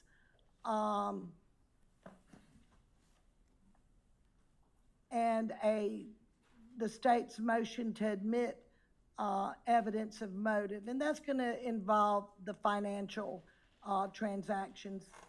I think a ruling at this time would be way too premature. I want to be closer to trial. That will I probably will not even consider those motions until the beginning of next year when we start doing pre-trials. However, Mr. Harpootlian, your motion to dismiss, I was told I would be getting a supporting memorandum, which I do not have. I pushed that out because the state hasn't been able to respond to it because they haven't been afforded the opportunity. They don't have it. I will push that out to the next pretrial hearing. I do not want the DNA, Mr. Griffin, to wait that long. Because I'm thinking either November the 13th or November the 20th. That would be here in Lexington, again at 10 o'clock. That way I can address any other matters that might come up Any of those, do those dates work for y'all? I know it's close to Thanksgiving, but I was trying to get it in so I won't bother you over Christmas, because I'm gonna start bothering y'all again in January. The 13th would be far preferable to us, because, so I can have all my staff available and everything for that. Okay. How about you, Mr. Harpootlian? What was the first date, Your Honor? The 13th, November. November, well, okay, let me look. It's the wrong month. Friday, that's a Friday. The 13th? Yep. Friday. Oh, gosh, is it really Friday? That's Well, I perfect, didn't Your mean to Honor. do that. That's perfect, actually. The way things gone, that's our lucky day. That'll be fine. Okay. That's too funny. I'm sorry. I did not realize that was Friday the 13th, but I'm not superstitious. I hope you're not. All right, November the 13th, 10 a.m. is going to be our next pretrial. We will take up your motion to dismiss. Please have your memorandum filed timely. Let me say timely, because I was working the weekend. I get 18 motions at 5:15 on the 7th. That was fine. Then I've been getting motions all week long. And that's fine too. I understand y'all are busy and you have stuff to do, and but please try to be timely. So I'm going to tell you before you say that, Mr. Harpootlian. Let me see what happened. Deadline, the Friday before. 11/7, it's gonna end on a 7. All motions that you would like for me to hear that day, please have them filed. Your Honor, may I make an inquiry? You may. The problem this week for, I think, us and the Attorney General is we filed a bunch of stuff, motions last Friday. And we got And responses. we had to do responses. So if perhaps you would Set it up? maybe move back a week Sure. for the motions, and then give us a week to respond, and then if you want to file some sort of reply, do it at your own risk. All right, how about October the 30th? Which is a Friday. It's the day before We Halloween. got Halloween and Friday the 13th at this point. Well, why not? Why not? Just to have your motions in, then y'all can respond the following week, and I'm putting my deadline, for the 7th. Yes, response deadline will be the 7th. So 30th first. File your motions, 30th. response by the 7th.